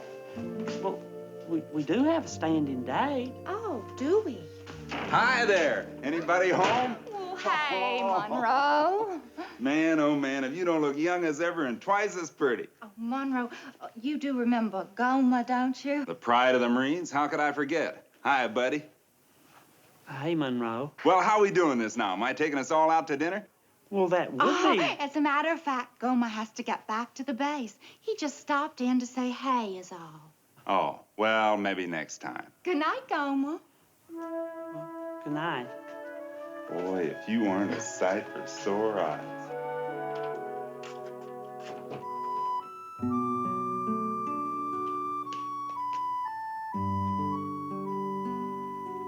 Well, I thought you picked up your pass to go into town. Oh, well, I did, Sergeant, but well, I come back early. What are you doing, Pyle? Oh, I was just writing a letter. You need a dictionary to write a letter? What's that you got underlined there? Dilemma. You got a dilemma? Well, kind of.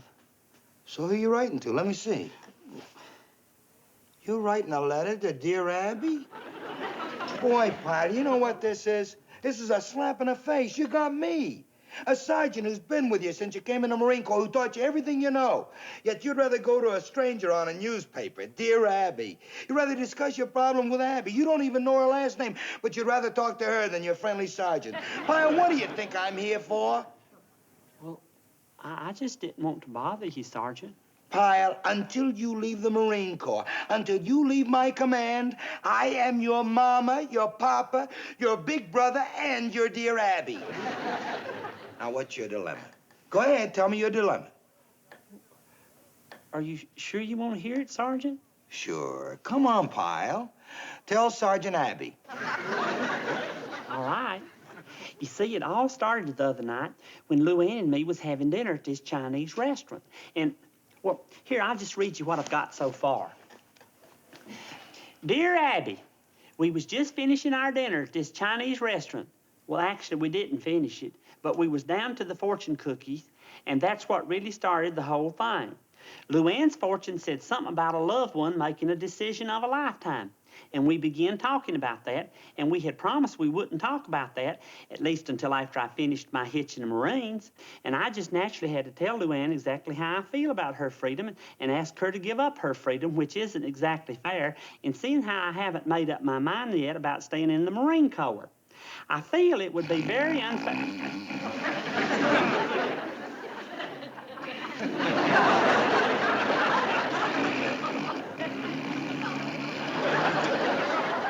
Yeah, you'd hardly recognize the old town, Luann. Supermarkets all over the place, and parking meters. Town's just loaded with supermarkets and parking meters.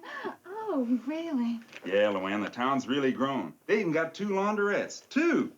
Well, can you imagine that? Doggone it, Luann, aren't you ever coming back, really? I don't see anything happening between you and Gomer. I beg your pardon? I mean, are you two planning on getting married? I was under the impression Well, that is a decision that we have not made as yet. Aren't you and Gomer engaged? Let's just say that we have an understanding. But you haven't set the date yet. No. Now, if you will excuse me, Monroe, it is late. And thank you for a lovely evening. Sure. Good night. Good night, Luann. Excuse me, Sergeant. Is this Company B? That's right. Well, then maybe you could tell me where I could find PFC Gomer Pyle. Pyle? Yeah, he's right around this barracks. Much obliged, Sergeant.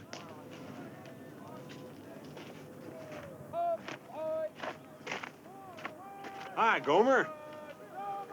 Well, hey, Monroe. I sure didn't expect to see you here.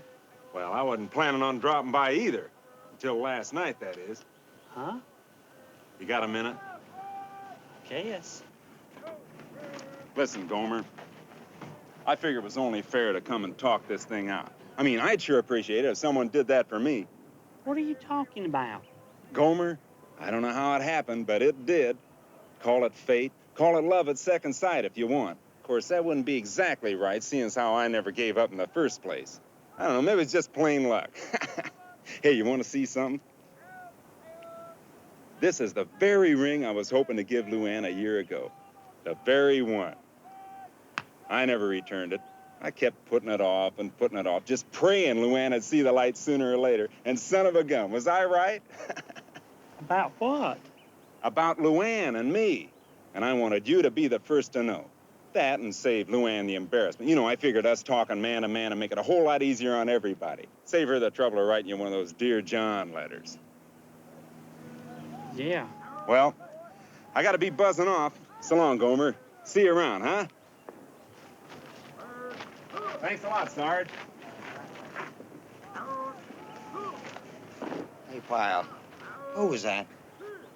Huh? Oh, well, that was Monroe Eford.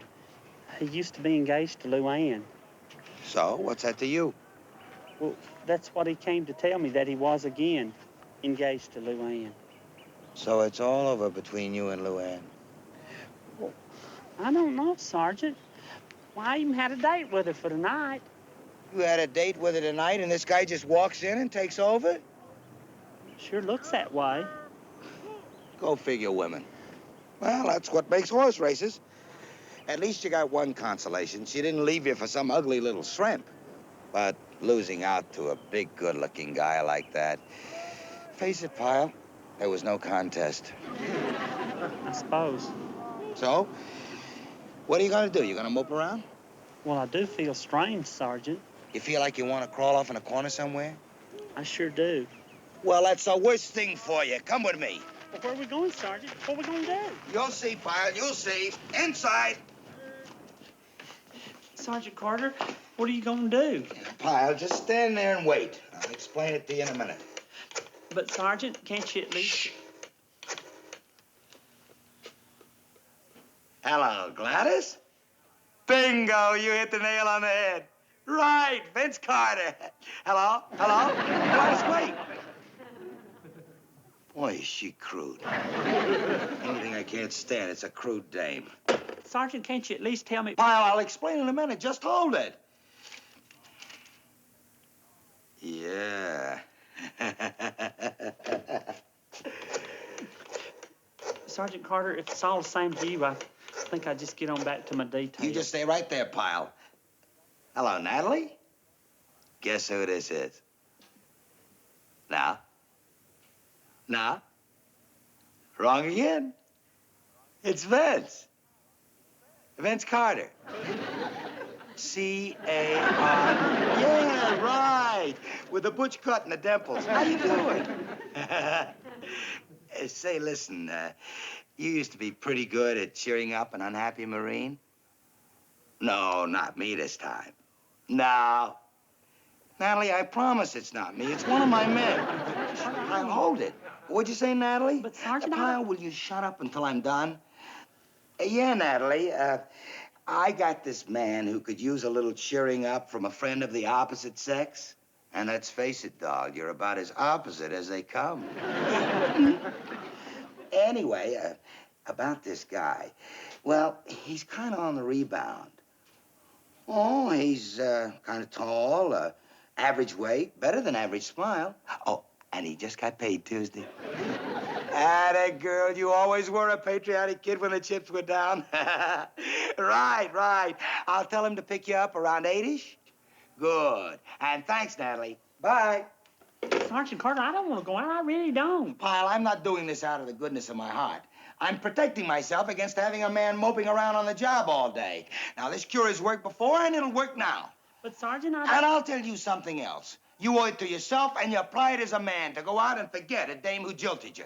But, Sergeant, I don't want to go out. I really don't feel like it. Pyle, you're not gonna make a jerk out of me. Now, you just heard me make a date with a dame for you. You want me to call her back and cancel it? Yes, sir, because I really don't want to go. Well, you're going, Pyle. But, Sergeant... You're going, Pyle. But, Sergeant, Pyle, you are gonna go out tonight and live it up and enjoy yourself. And that's an order.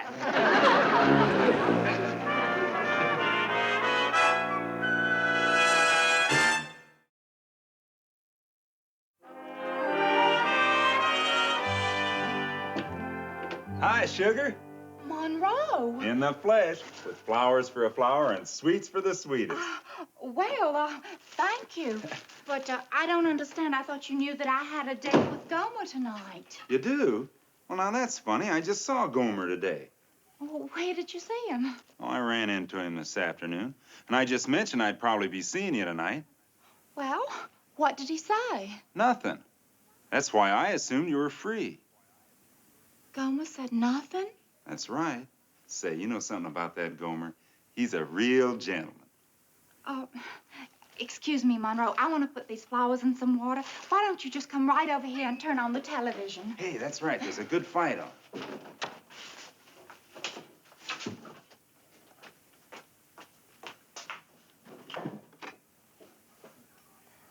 Come on, Conroy. Good, good. You're killing him, Conroy. Another right. He's hurt. Conroy's down. He's down. This looks like it. Conroy's being counted out. 7. Dummy, I told you, I told you! He's out. Conroy's Oh, for Pete's sake. What a bum. Company B, Sergeant Carter here. Oh, hello, Sergeant Carter. This is Luann Poovey. Oh, hello, Luann. What can I do for you? Well, actually, I was just wondering if Gomer's there. Pyle? Just a minute. Let me look at my pass list. Oh, yeah, here we are. No, Pyle picked up his pass a good hour ago. Oh, well, do you have any idea where he went? I do seem to remember him talking to a friend about meeting him downtown somewhere. Oh, yes, I remember now. The Paradise Club. The Paradise Club? At least that's what he told her. Oh. Oh, Luann, I'm afraid I put my foot in it. Oh, no, Sergeant Carter. It's perfectly all right. Well, I'm sorry if I told you something I wasn't supposed to. You know, about the Paradise Club? No, it's quite all right. Goodbye, Sergeant Carter.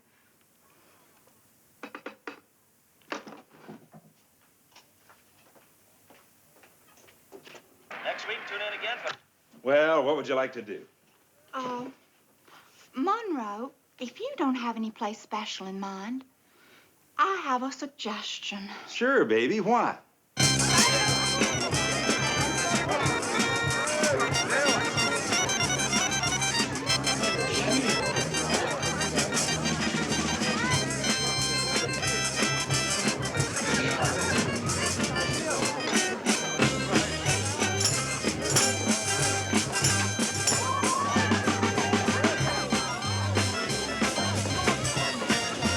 Before your friend Sergeant Carter got hung up on this bunny friend of his, we used to have some really great times together. And what a sense of humor.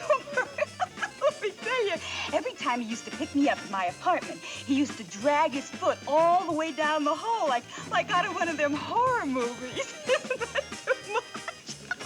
I mean, for a sergeant, he was really funny. Oh, boy, you sure don't talk much, do you, honey? What, ma'am? You're still with the man, huh? It's Natalie. Natalie. I'm sorry.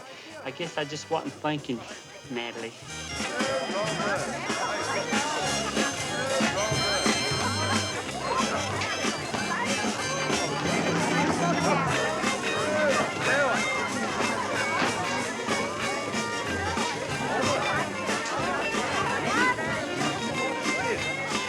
Here you go, old pal, old buddy. Now bring us two of your best drinks.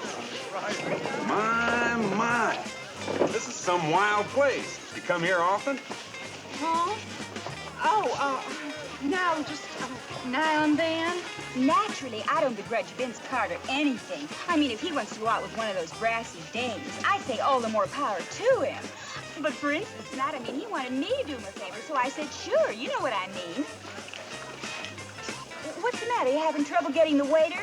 Hey, Charlie, will you come over here when you get a minute?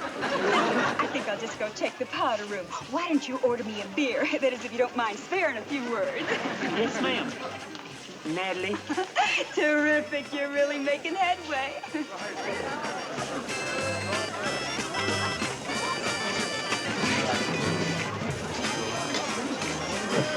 Hey, Luann. I don't know exactly how to say this, not being as smooth with words as I am with a football, but... If you'll excuse me, Monroe, if you don't mind, I just got this terrible feeling that my lipstick's on crooked. I'll be right back. Sure thing. What I got in store will keep.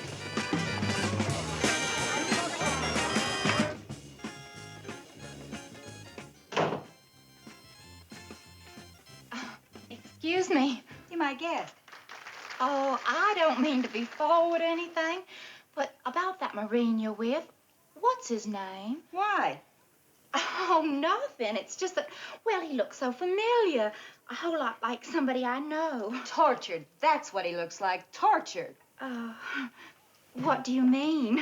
Oh, it's a long, dull story. I'm sure you don't want to hear it. Oh, what is it? Well, I don't even know this guy. I'm just sitting home alone, minding my own business, when who should call but this guy, Sergeant. I mean, he's an old friend, right? So I'll do him a favor. His buddy needs cheering up, so I'll go out with him. You know how it is. I don't know this guy from Adam, but I figure maybe I'll get lucky. Some lucky. Thousands of Marines on this base, and I happen to get a guy whose one big talent in life is blinking. Blinking and staring. And you know why? Because he's torching. That's why. I mean, some dame threw him over, and he's wearing his heart in his sleeve. He just sits there like a glump with those big cab eyes of his, just blinking and You know something, sister? You're pretty nosy. Come on, Gomer, let's dance. I really don't feel like it. Oh, come on.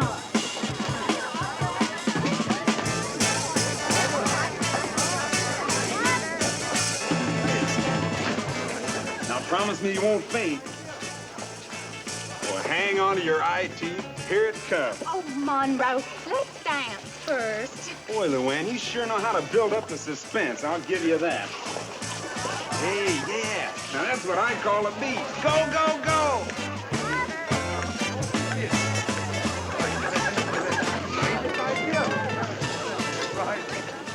Gomer Pyle, you just ought to be ashamed of yourself. I'm sure sorry to be here with that other lady, but it really wasn't my idea. And besides, I didn't want to stand in the way. Monroe made it pretty clear. Well, made what pretty clear? What are you talking about? He even showed me the ring. Do you mean to say that Monroe told you that we were engaged? You mean you aren't? Oh, what a horrible man he is. And what a horrible man you are for believing him. You mean you wasn't gonna write me a Dear John letter? Gomer. Excuse me, Luann. Monroe? Hey, Gomer, old pal, you here too? Would you step outside? There's a few words I want to say to you. Oh, no, Gomer. Please, Luann, just wait right here. Outside where it's nice and private, considering this is a personal matter. Yeah, sure, after you. Gomer, what happened to you? What are you doing anyway? Gomer, please. Luann, just wait right here. Well, Gomer, where are you going? What's gonna happen to me? Lisa!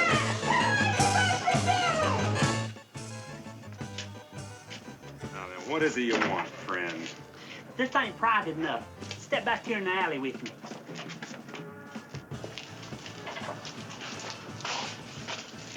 The reason I wanted complete privacy is I've got a score to settle with you, and this is the only way I know how to handle it. Shame, shame, shame. Telling two different stories and causing all that unhappiness. That was downright deceitful of you, Monroe Eford. But I'll tell you one thing, Luann's my girl, and we're about to make the decision of a lifetime. Oh, Gomer. Oh, my gosh. Luann, well, I'm sorry you had to see this. I really am sorry. Oh, Gomer, I'm not. I'm just so sorry that I interrupted you. Please go on. Like I was saying, we're about to make the decision of a lifetime. We don't exactly know when and how, but we are going to do it. And until then, we don't want any outside interference from you or anybody else. Hey, Sergeant. You wasn't in bed, was she? No, I was just getting ready. What's up? How'd everything turn out with Natalie? That's what I came by here to tell you. It couldn't have turned out better. Oh, yeah? See? You just listen to your old sergeant every time. That was a great suggestion I made, wasn't it? Well, Sergeant, the fact is... And you didn't want to go. I know about these things, Pyle. I've been around, you know? Well, Sergeant, I think I better Great tell little you. kid, that Natalie. There's just one word for her. Dependable. She is the most obliging, the nicest, most terrific dame... Who could be calling this time of night? Company B, Sergeant Carter. Hello, Vince. Guess who? Natalie. I was just a second talking about you. Were your ears burning? No, my ears weren't burning, but yours will be if I ever see you again, and so will your face and your hair and everything, because I'm going to set fire to you, Vince. What are you talking about? What's the matter? Listen, you fathead. Don't you ever get me a blind date again. In fact, don't you ever call me again. But Natalie... I was someone I don't expect to get stood up for someone else. I never seen so humiliated in my entire life. I mean, you sent me out with someone else. All evening. All he did was blink. Stare and stare. I don't want to hear from you again. You hear me?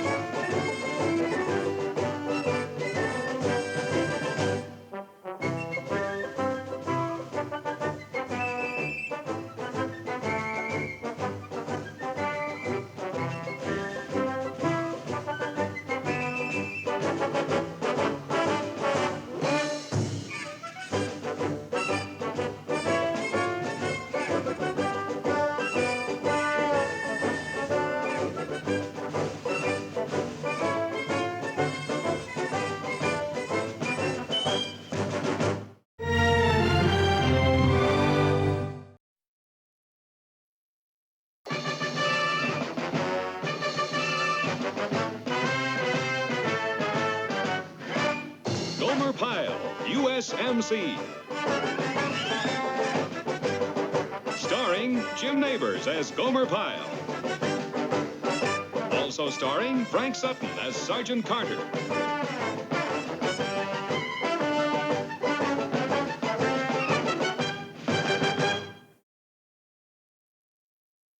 What is it, Slater? Sarge, did you see this notice in tomorrow's plan for the day?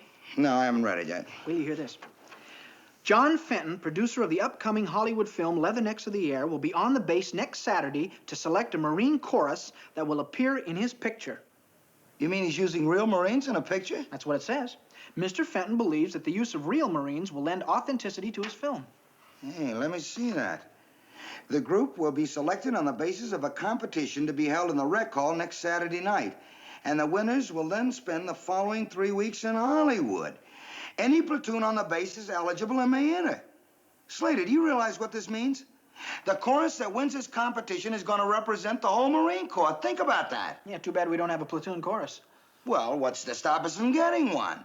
Singers, Sarge. You need singers for a chorus. Who we got? We got Pyle, ain't we? He sings good. That's about the only thing he can do. All we got to do is round up some more guys. Sarge, how can we put a chorus together? We don't know anything about music. What are you talking about? I know about music. I used to play the bugle. Yeah? Sure. And what about Pyle singing in Washington last year? I handle that. And maybe even you can go, you know, to handle the paperwork. Yeah, it's sure worth a try. You bet it is. First thing tomorrow morning, I'm getting our people together and we're holding auditions. Okay, Pyle, stay close. I don't think it'll be necessary, but I might want you to help me sort some of these guys out. Yes, sir. All right, you people, listen up. Come on, gather around. Now, I'm organizing a platoon chorus to enter into the competition for that Hollywood movie you read about in the plan of the day. Hey. And now, anyone who can sing or been in a glee club or choir, raise your hand. Okay, not so fast. We're going to listen to all of you. Everyone gets a chance. You first, Higgins. Let's hear you sing. Oh, my darling, oh, my darling, oh, my darling Clementine, you are lost and gone forever. Dreadful sorry, Clementine. Not bad, Higgins. Not bad at all. You stand over by the rifle rack. All right, who's next? Let's see here. Sergeant Carter, could I see you outside for a minute? What's the matter, Pyle? What is it? Well, it's about Higgins. He's a real nice feller, Sergeant, and his voice ain't too bad, but it just ain't polished. He really can't hit them high notes, Sergeant. Yeah, well, that's what I thought. That's why I had him stand by the rifle rack. That's where the rejects go. Oh, I thought you owned him. Of course not. Stick with me, you'll learn plenty. You want me to sing another one, Sergeant? Higgins, who are you trying to fool? Anyone can tell you have no polish. You just ain't a high note singer. All right, Martoni, let's hear you. C'è la luna mezzo mare, mamma mi può maritare. Figlia mia, cude dati, mamma mi pensaci tu. Si tu piglio pisce, oli isa vai, isa viene, sempre la pisce mani Keep singing. Senza capo quante sempre cuccia mi pensaci tu. La la la, pisce fritta bacche la. La la All right, la. Martoni, knock it off. Later, you're next. I'd like to do something for My Fair Lady, Sergeant. Okay, sing. My Fair Lady by Lerner and Lowe. Go ahead. Act 1. Sing! I'm an ordinary man who desires nothing more than just an ordinary chance to live exactly as he likes and do precisely what he wants. An average man am I, of no eccentric whim, who'd like to live his life free of strife, doing whatever he thinks is best for him. What do you think? Well, golly, I don't know, Sergeant. If he had a voice, I guess he'd have sung, but it's probably the reason he talked it. Huh? You're learning. Rainer, what are you trying to pull? If you had a voice, you'd sing. That's why you talk the whole thing. There must be somebody here who can carry a tune. Sergeant? What is it, Pyle? Why don't you listen to Wilkie? I think you might like his voice. I was just going to call him next. Okay, Wilkie, let's hear you. Oh, Genevieve, sweet Genevieve, the days may come, the days may go, but still the sound of memory leaves. Okay, Wilkie, you're in. Stand over next to Pyle. All right, now, who's next? Let's see, who we got here? And they're out digging up a piano and some songbooks. The Carter Chorus holds its first rehearsal in 10 minutes in a rec hall. How's that for organizing? How many men did you get? 8. 9.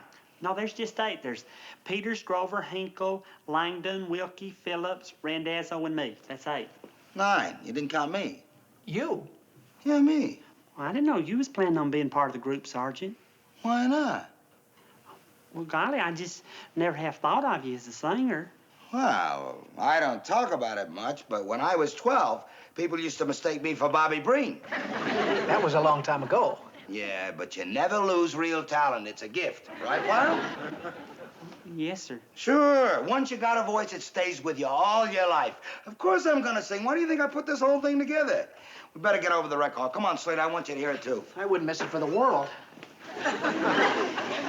You guys up here. Now, men, you all know how important this assignment is. It means a lot of hard work for the next few days, but when we win, it'll be worth it. You can count on us, Sergeant. All right, let's get started. Song number 1. Everybody ready? Hit it.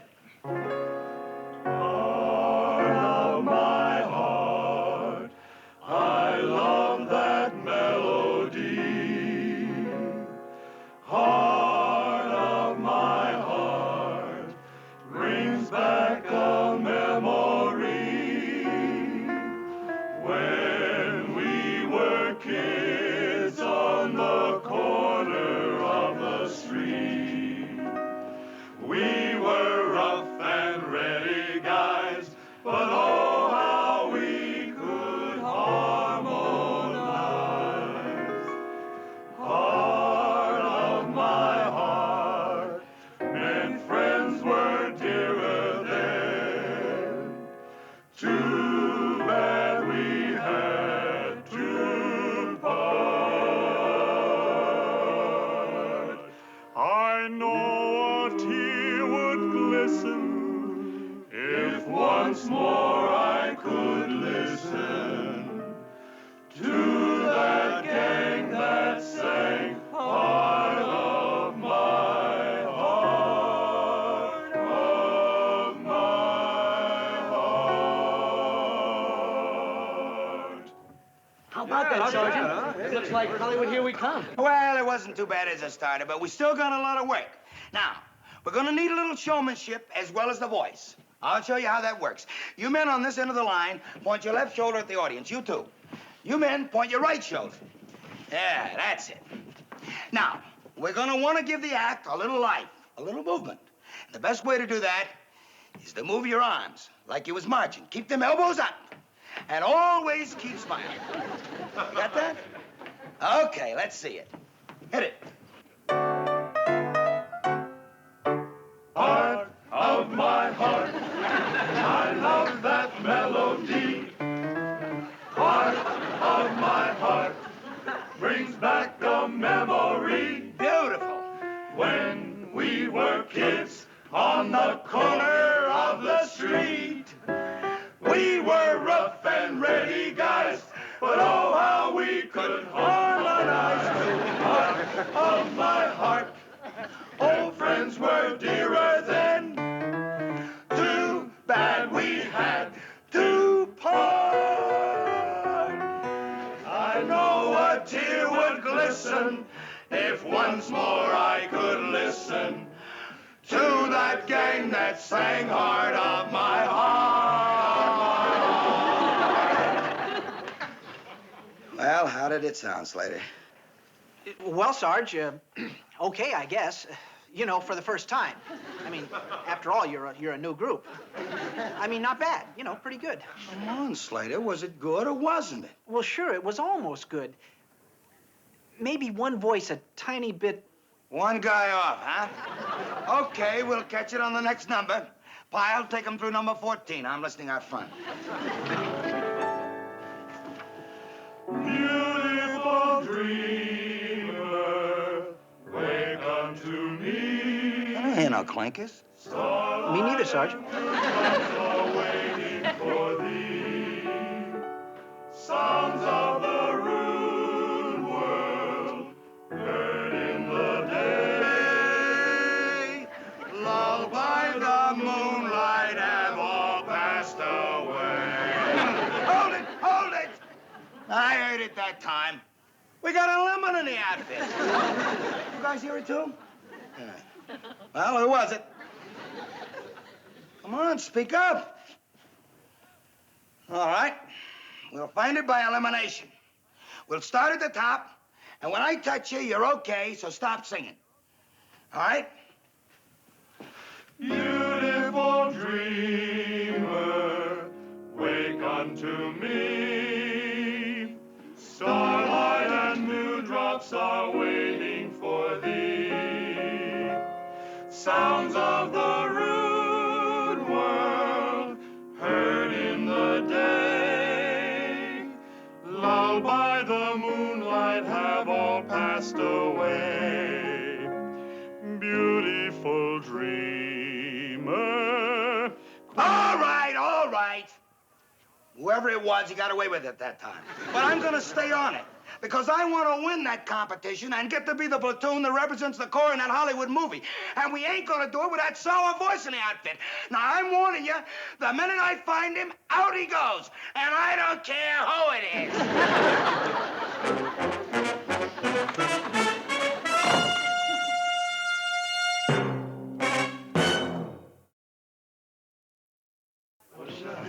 Well, that's it. There goes our Hollywood trip down the drain. You're right, Duke. With the Sarge singer, we're really wiped out. I don't know what you guys are wasting your time practicing for. It ain't gonna get you anywhere. Right. Wait a minute. Maybe the answer is practice without the sergeant. What are you talking about, Gomer? Well, suppose we keep practicing and not let the sergeant know about it. Then when we get real good, we'll invite him in. And what happens when he finds out? Well, by then, the difference between him and us will be easy to see. Believe me, fellas, I know the sergeant. He's an honorable man. And when he sees that he's not up to the rest of us, he'll speak right out and say, "Gentlemen, I've made a terrible mistake. I'm just not up to the rest of you. From now on, I'll just be the power behind the throne." Gomer, where you been for the last 4 years? The sergeant's tone deaf. He can't hear that he can't sing. How's he gonna admit it? All right, Duke, we'll just have to cross that bridge when we get to it. You heard what he said. He wants us to win, and I can't think any other way, can you? All right, supposing it could work. Where you guys gonna find a place to rehearse where the sergeant won't hear you? Beautiful dreamer, wake unto me. Starlight and dewdrops are waiting for thee. Sounds of Pyle!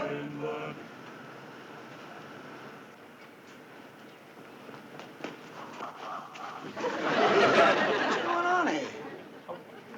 We was rehearsing, Sergeant. Rehearsing?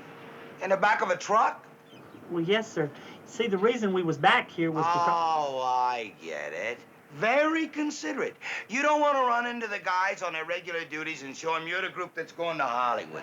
That's very thoughtful. Yes, sir, very considerate. Only next time, pass the word a little better. Why, if I hadn't stopped by accidental, I might have missed the whole rehearsal. How would you have liked that? What song was that? Number 14. Now, let's take it again. And men, whoever's been dropping them clinkers, I'm listening. All right, from the top. Beautiful dreamer, wake unto me. Songs of the music are waiting for thee. Drink, drink, drink, two eyes that are bright as stars when they're shining on me. Drink, drink, drink, two lips that are red and sweet as the fruit on the tree. To them, here's a hope that those bright eyes will shine lovingly, longingly soon into mine. May those lips that are red and sweet tonight with joy my own lips meet. Drink, drink, let the toast start. May young hearts never part. Drink, drink, drink, let every true lover salute his sweetheart. Drink, drink, drink, two eyes that are bright as stars when they're shining on me. tulips that are red and sweet as a fruit on the tree. Where's the rehearsal schedule today? Rehearsal? Yeah, the platoon chorus. Where are they practicing? Gee, I haven't heard about it, Sarge. Well, I guess there isn't one. Well, maybe it's just as well. We got to run over the other side of camp. There's some trouble with the targets in the rifle range. I got the Jeep right outside.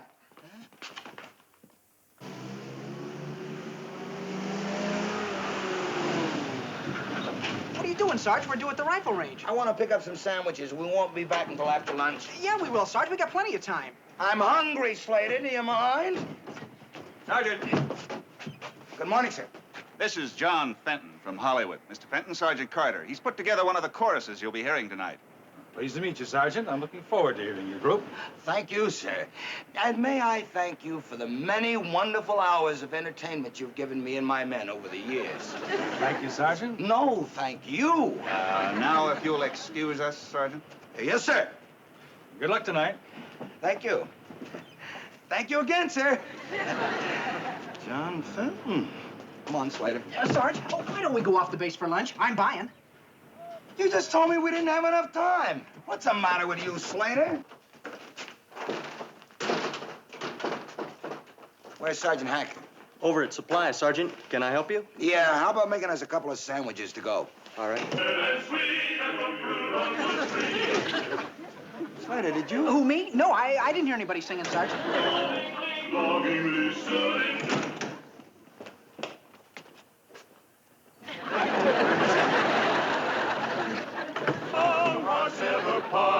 Drink, drink. Hey, Sergeant. I know you want to stay away from the other fellas, but don't you think you're going a little too far? Yes, Sergeant. The truth is... That's all right. As long as you're here, keep singing. Finish the song. Well, okay. Let's start it from Bob's solo. Here's a hope that those bright eyes will shine lovingly, longingly soon into mine. May those lips that are red and sweet tonight with joy my own lips meet. Drink, drink, let the toast start. May young hearts never part. Drink, drink, drink, let every true lover salute his sweet heart. Well, I gotta say it. You sound great. No clinkers at all. Best I ever heard. You really mean that, Sergeant? And listening to you guys sing so good without me, I could only think one thing. What was that? If you sound that good with only 8 of you, think how great we'll sound with all 9 of us singing. So you go get me a coat and some gloves. Okay, fellas, let's take that same number again from the top. Ready?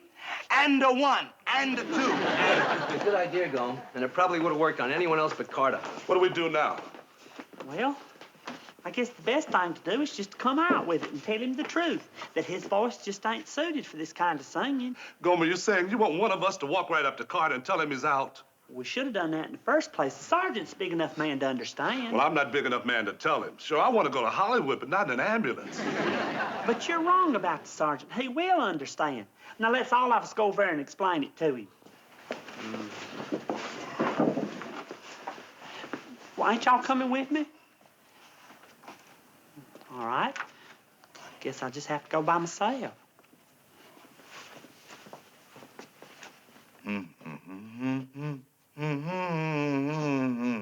Sergeant?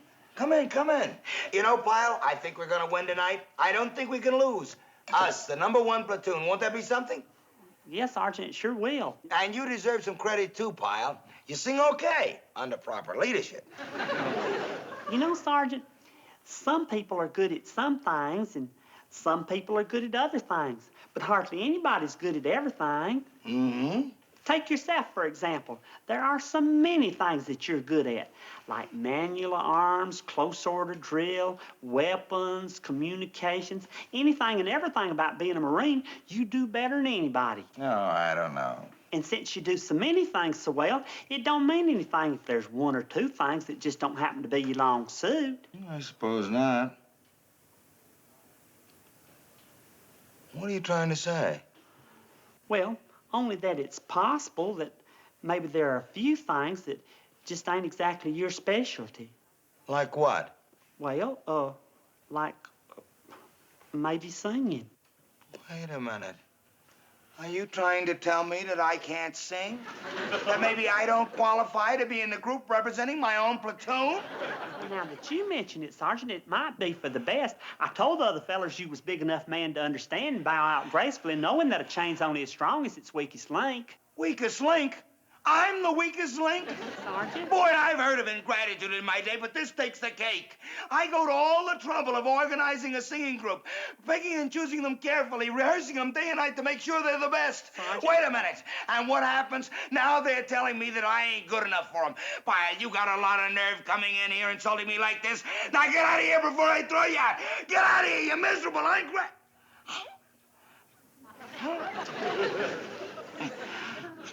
One minute he was standing there yelling like he always does, and the next minute he was clutching his throat with his eyes popping out. A problem solved. Now he can't sing. I didn't mean for it to be like that. It hardly seems fair.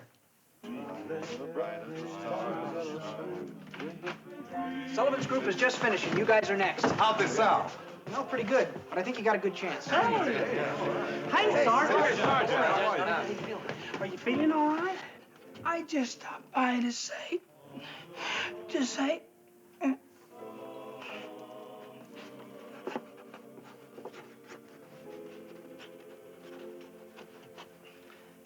Oh, yeah. You guys are next. Wait a minute. I just don't feel right about this. The sergeant should be out there with us. He started this whole thing. It was all his idea, and, well, he should have a part of it. You're right, Gome, but what can we do? Sergeant, if we win, you're going to win, too, because you're going to go out there with us. Well, you don't have to sing. Just move your lips, Sergeant. That's all you have to do. Just move your lips. We'll do the singing for you. You just wait and see if we don't. Come on, fellas.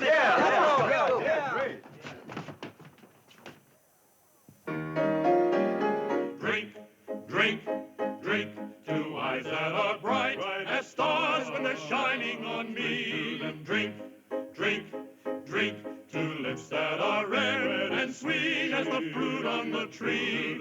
Here's a hope that those bright eyes will shine lovingly, longingly soon into mine. May those lips that are red and sweet tonight with joy my own lips meet.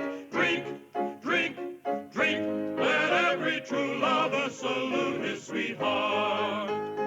May she give me a priceless moon, her love beneath a sweet May moon. Drink, drink, let the toast start. May young hearts never part. Drink, drink, drink, let every true lover salute his sweetheart.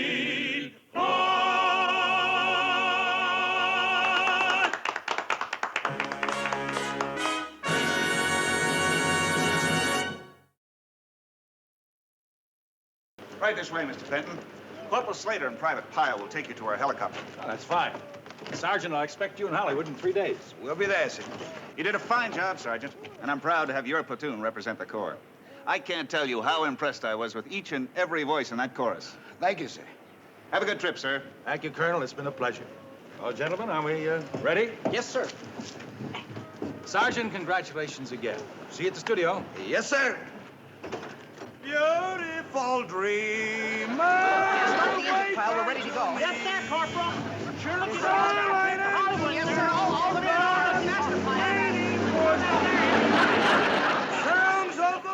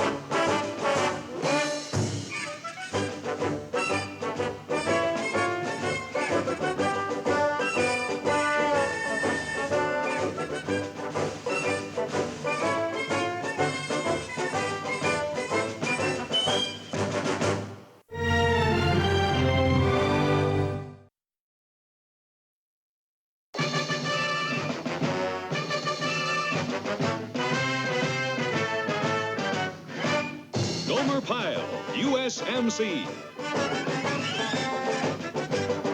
Starring Jim Neighbors as Gomer Pyle. Also starring Frank Sutton as Sergeant Carter.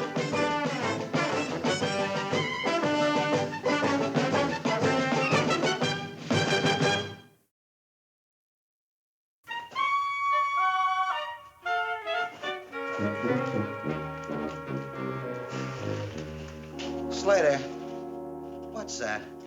Oh, shaving cream. I was down at the PX. I picked up a couple of things to take with us on a trip to Hollywood. After all, might as well take advantage of PX prices, Sarge. No. What's this? Oh, these are dark glasses. I understand the sun is very bright in Hollywood. I mean, the glare is very bad for you.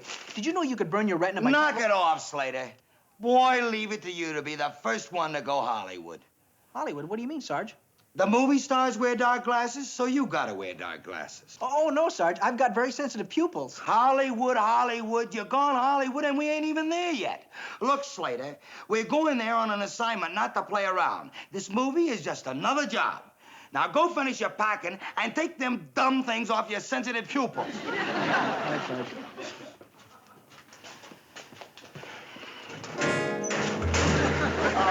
Look, Slater, why don't you go in the back and get some DD-224s? You're gonna need a lot of them. Right, Sarge.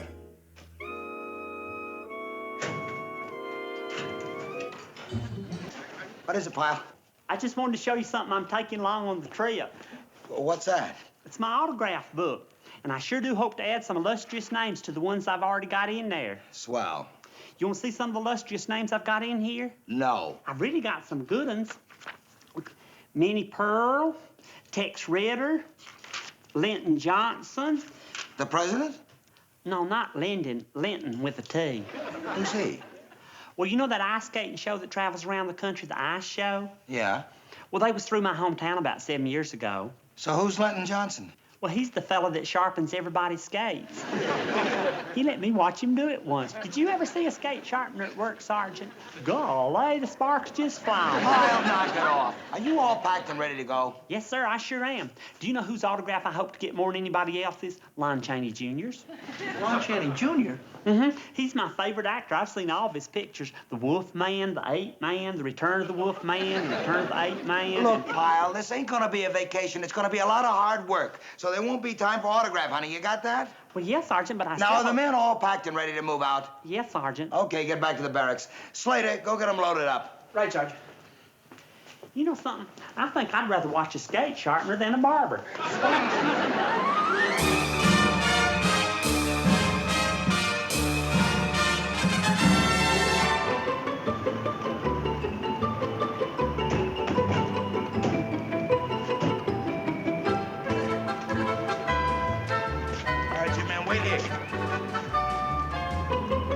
Sergeant Carter and party, United States Marine Corps, Camp Henderson. Oh, if you want to take the studio tour, that's gate 3. No. We don't want to take a tour. We're working here. Oh, extras, huh? Gate 6. No, we're not extras. We're Marines working on a picture. Maybe you didn't hear me, Sergeant Carter, Camp Henderson? We got an appointment to see John Fenton, the producer. Oh, well, why didn't you say so in the first place? Oh, wait a minute here. Let me see. Oh, yeah, here it is. Sergeant Carter, United States Marine Corps from Camp Henderson. Yeah, that's you. I told you that. Well, you gotta speak up. I'm not a mind reader. All right. Now, where do we go? Now, just a minute. Now, don't rush me. There's more here. Mr. Fenton is in conference. He'll meet you at 2 o'clock. He says for you to have lunch in the commissary. Okay. Where is the commissary? You're working on a picture. You don't know where the commissary is? How long you been on this line? We just got here. Well, why don't you say so? Boy, for a sergeant, you sure are quiet. Now, look, you go down here to stage 12 and you turn to your left, and it's right there. Stage 12 and to my left. Thanks. All right, you people, follow me.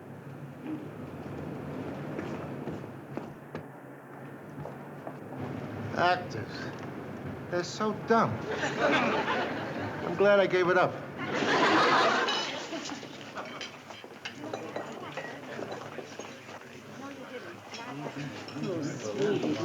All right, you people, listen up. Now, we're here on business. Your business is to eat and get out. I don't want to see no gawking, loitering, or fooling around. You're Marines, so act like Marines. Sergeant, we're gonna all try and sit together. Huh? What'd you say, Pyle? I said we're gonna all try and sit together. Oh, no. Why don't we split up? Everybody for himself. Just grab a chair anywhere. We gotta get out of here by 2. Oh, it's a shame to have to separate. Go.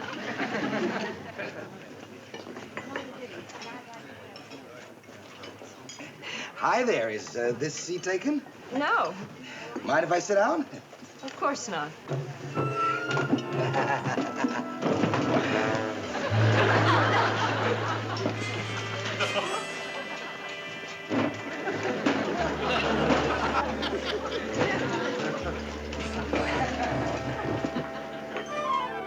Hi there. Is this seat taken? You mind if I sit down? No. Thank you.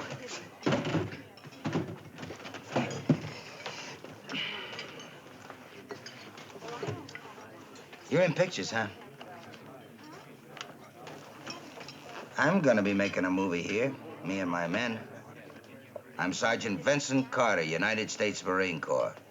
My friends call me Vince. What do your friends call you? Married.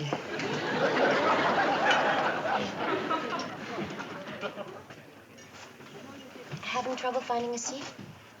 Yes, ma'am. My buddies found a table, but it wasn't big enough for all of us. Well, you're welcome to sit here. I'm alone. Oh, well, thank you.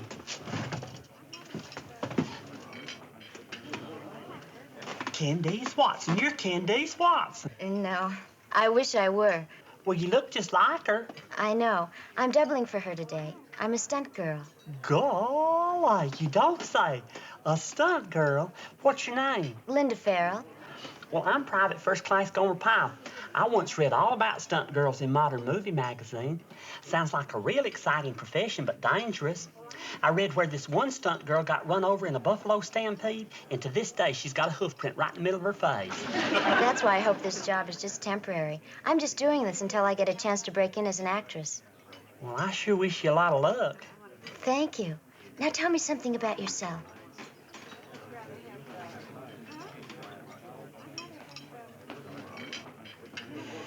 Miss, mind if I join you? I hope to do a lot of sightseeing while I'm here making this picture. Do you know where the Wax Museum is?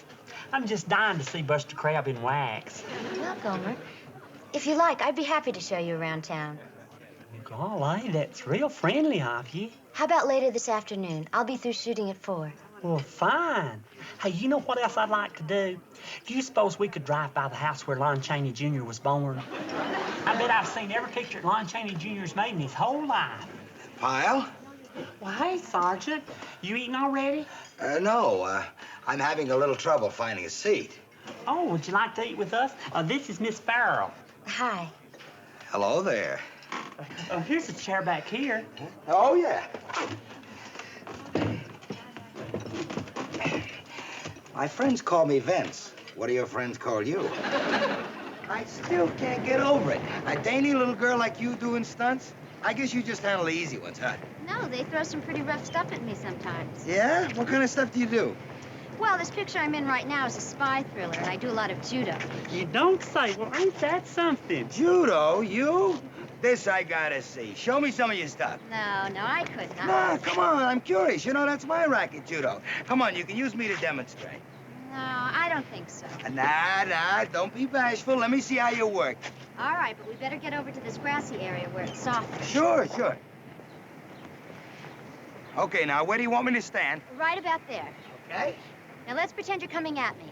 Okay. I'm gonna get you. You all right, Sergeant? Yeah. She threw you as if you weighed no more than a sack of feathers. Yeah, well, you're lucky there wasn't 2 of us. What? Well, you were leaving yourself wide open in case there was somebody coming up from behind you. You always got to be ready for that, too, you know. How? Well, if you're really interested, you use the same principle of leverage, but you use your hips when you grab the arm, like this. Huh? Oh, I see. Can I try it? Sure. Like this? Yeah. Only you got your head down. You got to keep your head up in case there's somebody coming from your blind side. Oh, that didn't occur to me. Yeah, well, you ain't a trained jungle fighter. No. Well, I better get back to the set now. Thanks for the lesson, Sergeant. Sure. Hey! Maybe I can give you some private lessons. Are you busy later? Well, I already promised Gomer I'd show him the town this afternoon. Oh, yeah, I understand. Two's company, three's the crowd. So, Pyle, why don't you go see the town by yourself? No, I made a promise to Gomer, and I'm going to keep it. Okay, okay. We'll show him the town together. Gomer, why don't we meet out at the main gate at 4 o'clock? Yeah, it'll be fine. And we can decide later the places we want to see. Right, we can decide that later. Well, thank you very much, Miss Farrell. Linda. Linda? See you later, guys. Pyle, do me a favor. Don't get in the way. Huh? That's all I'm gonna tell you. Don't get in the way.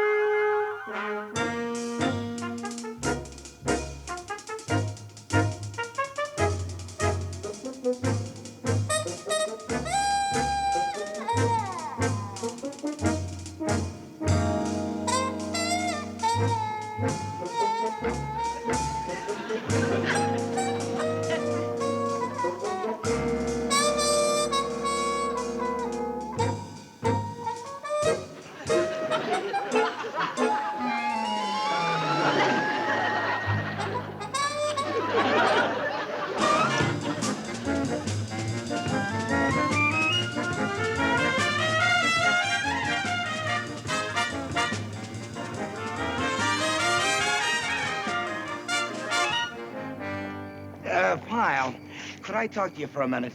Excuse us? Look, Pyle, it's time to take Linda home, and there's no point in both of us doing it. Now, I know you must be real tired after all the sightseeing. Well, no, Sergeant, not a bit. I'm wide awake as can be. No, Pyle, you're sleepy, and you ought to hit the sack. Well, really, I'm not, Sergeant. I'm No, just... Pyle, you're sleepy, you understand? Now, if you're too dumb to know when you're sleepy and when you're not sleepy, I'll tell you. You're sleepy, and you're going back to the hotel. Sweetheart, you alone tonight? No, I'm not. You look lonely. Now, look, fellas. Well, all right, Sergeant, if you...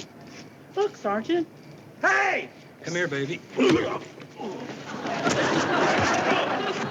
Hey, what's going on here? Grab that guy, Pyle. Boy, you... Hold on to him, Pyle. All right, hold it, hold it. Okay, what's going on? We don't know. A couple of wise guys. They tried to get fresh with our friend here. Get him in the car. I have your name and address, miss? Linda Farrell, Sunset Apartments. Linda Farrell, Sunset Apartments. Hey, what happened, lady? All right, everybody, move along now. Come over here, fellas. Can I have your name? Sure, I'm Sergeant Carter. This is Private Pyle. Carter Pyle. We're staying at the Circle Hotel. We're here in Hollywood to make a Marine movie. Well, these kinds of guys are always a problem. Takes a couple of Marines to know how to handle them. Well, we don't deserve any credit. All we did was... Yeah, I know. All you did was what any two normal guys would do when a girl is being bothered by a couple of creeps, huh? Really, officer, we didn't do No anything. need to be modest, Private. Believe me, officer, we didn't do a thing. Yeah, sure. Just like you didn't do anything at Iwo Jima. You did something today should have been done a long time ago. Nice going, fellas. He thinks we did it, Sergeant. We should have told him. I tried to tell him, Pyle. You heard me. But, Sergeant... Well, he wouldn't stand and listen. What did you expect me to do? Now, just forget it.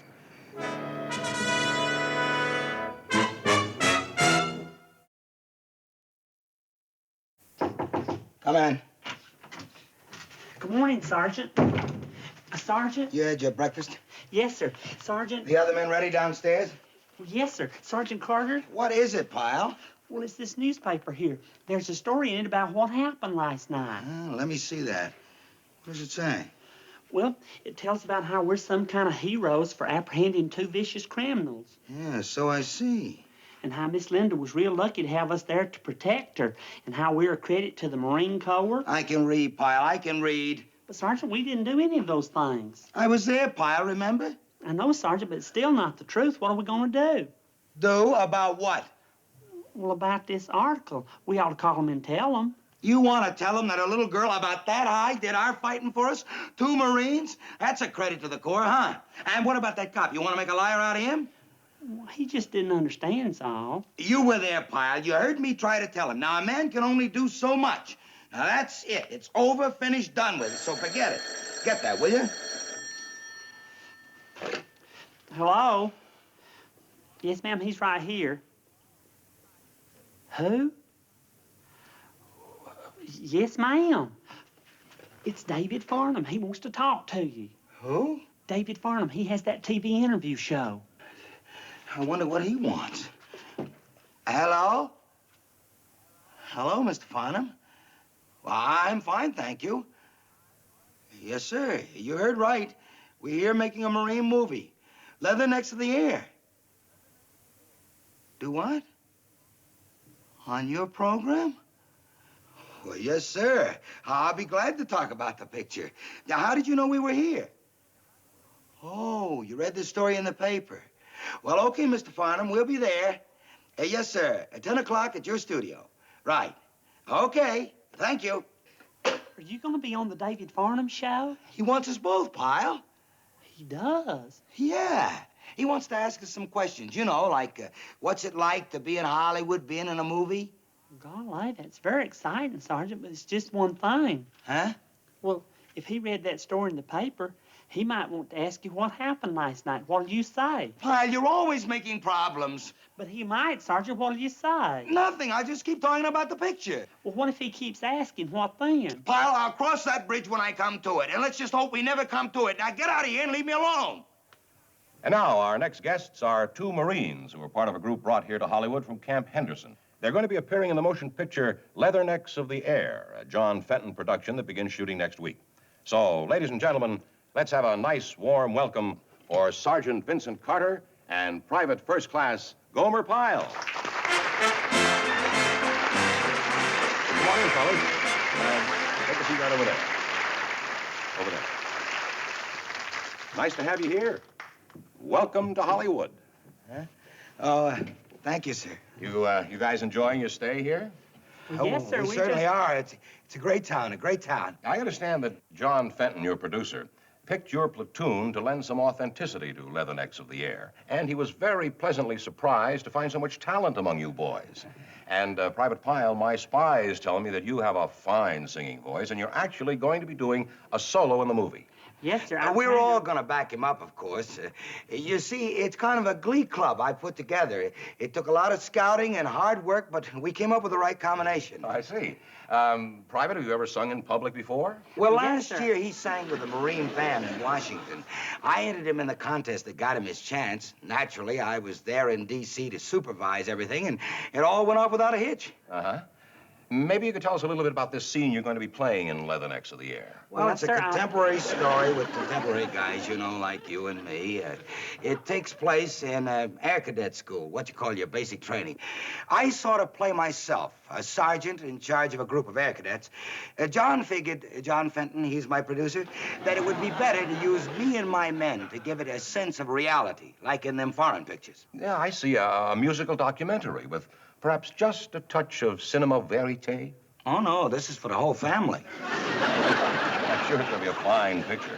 And John Fenton couldn't have picked better representatives for the spirit of the United States Marine Corps than you 2 gentlemen. Thank you, sir. It was a pleasure being here. Oh, no, wait a minute. And just how well these 2 gentlemen exemplify that spirit was demonstrated right here on the streets of Hollywood last night. I understand you 2 boys had a little bit of unexpected excitement. Isn't that correct? Well, like I said, it's an exciting town. It's been a great pleasure being here, Mr. Farnham. No, wait a minute. You did have an experience with a couple of hoodlums, didn't you? It wasn't much. Well, that's not the way I hear it. According to police reports, you both were escorting a young lady last night, and when these 2 hoodlums got fresh, all you did was just step in and hold them until the police came. Isn't that correct? Isn't that the way it happened? Well, not exactly, Mr. Farnham. No, Mr. Farnham, that's not right. We didn't do anything to them fellers. Before we even had a chance, the girl that we was with, she knocked them down herself. The girl did it? Well, she's a stunt girl. Oh, that's right. And she's backstage. Her name's Linda Farrell, if you want to introduce her. She is? Miss Farrell, are you back there? Well, come on out. Well, what's she doing here? I invited her, Sergeant. I was hoping to get her on somehow. She needs a break, and you yourself said that everybody in Hollywood watches this show. Ladies and gentlemen, Miss Linda Farrell.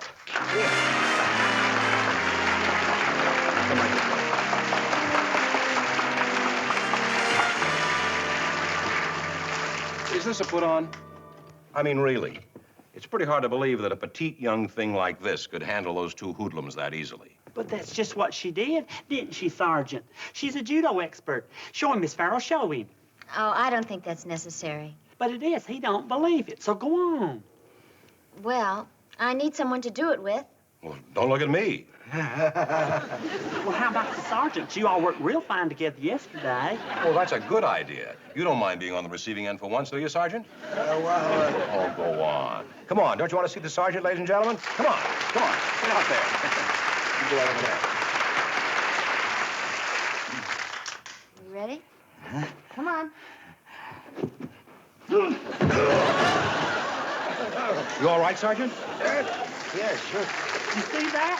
Being a stunt girl, Miss Farrell knows all them tricks. And not only that, she's a real good actress. And someday she's gonna be a real big star. I wouldn't be a bit surprised. May I say something? Yeah, sure, go right ahead. Well, I am a stunt girl, but I don't know very much about self-defense. I didn't until the sergeant was kind enough to give me a few pointers. And luckily, the tips he gave me yesterday afternoon helped.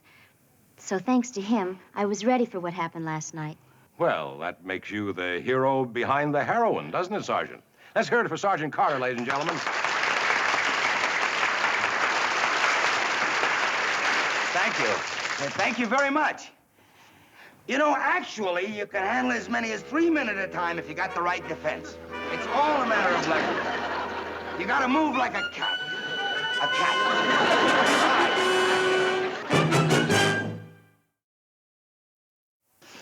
Sergeant Carter. Sergeant Carter. Oh, hi, pal. Have I ever got the most wonderful news? A big, important producer saw Miss Farrell on the TV show last night, and he's asked her to audition for a part in his next picture. Good, good. Well, this could be it, Sergeant. This could be the big break she's been looking for. I sure am happy about it, ain't you, Sergeant? Yeah, she's a sweet kid.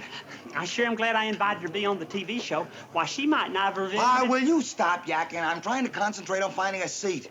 I'm sorry, Sergeant. Well, there's the seat right over there opposite that girl. Huh? Where? Oh, I'll tell you what, Pyle. Why don't you sit down by the girl? She was here before I was. Well, I'm in no rush. You take the seat. Well, thank you, Sergeant. Oh, excuse me, ma'am. You mind if I join you? No, not at all. Sit down. Thank you. It's real nice of you to let me eat with you. You know, I find it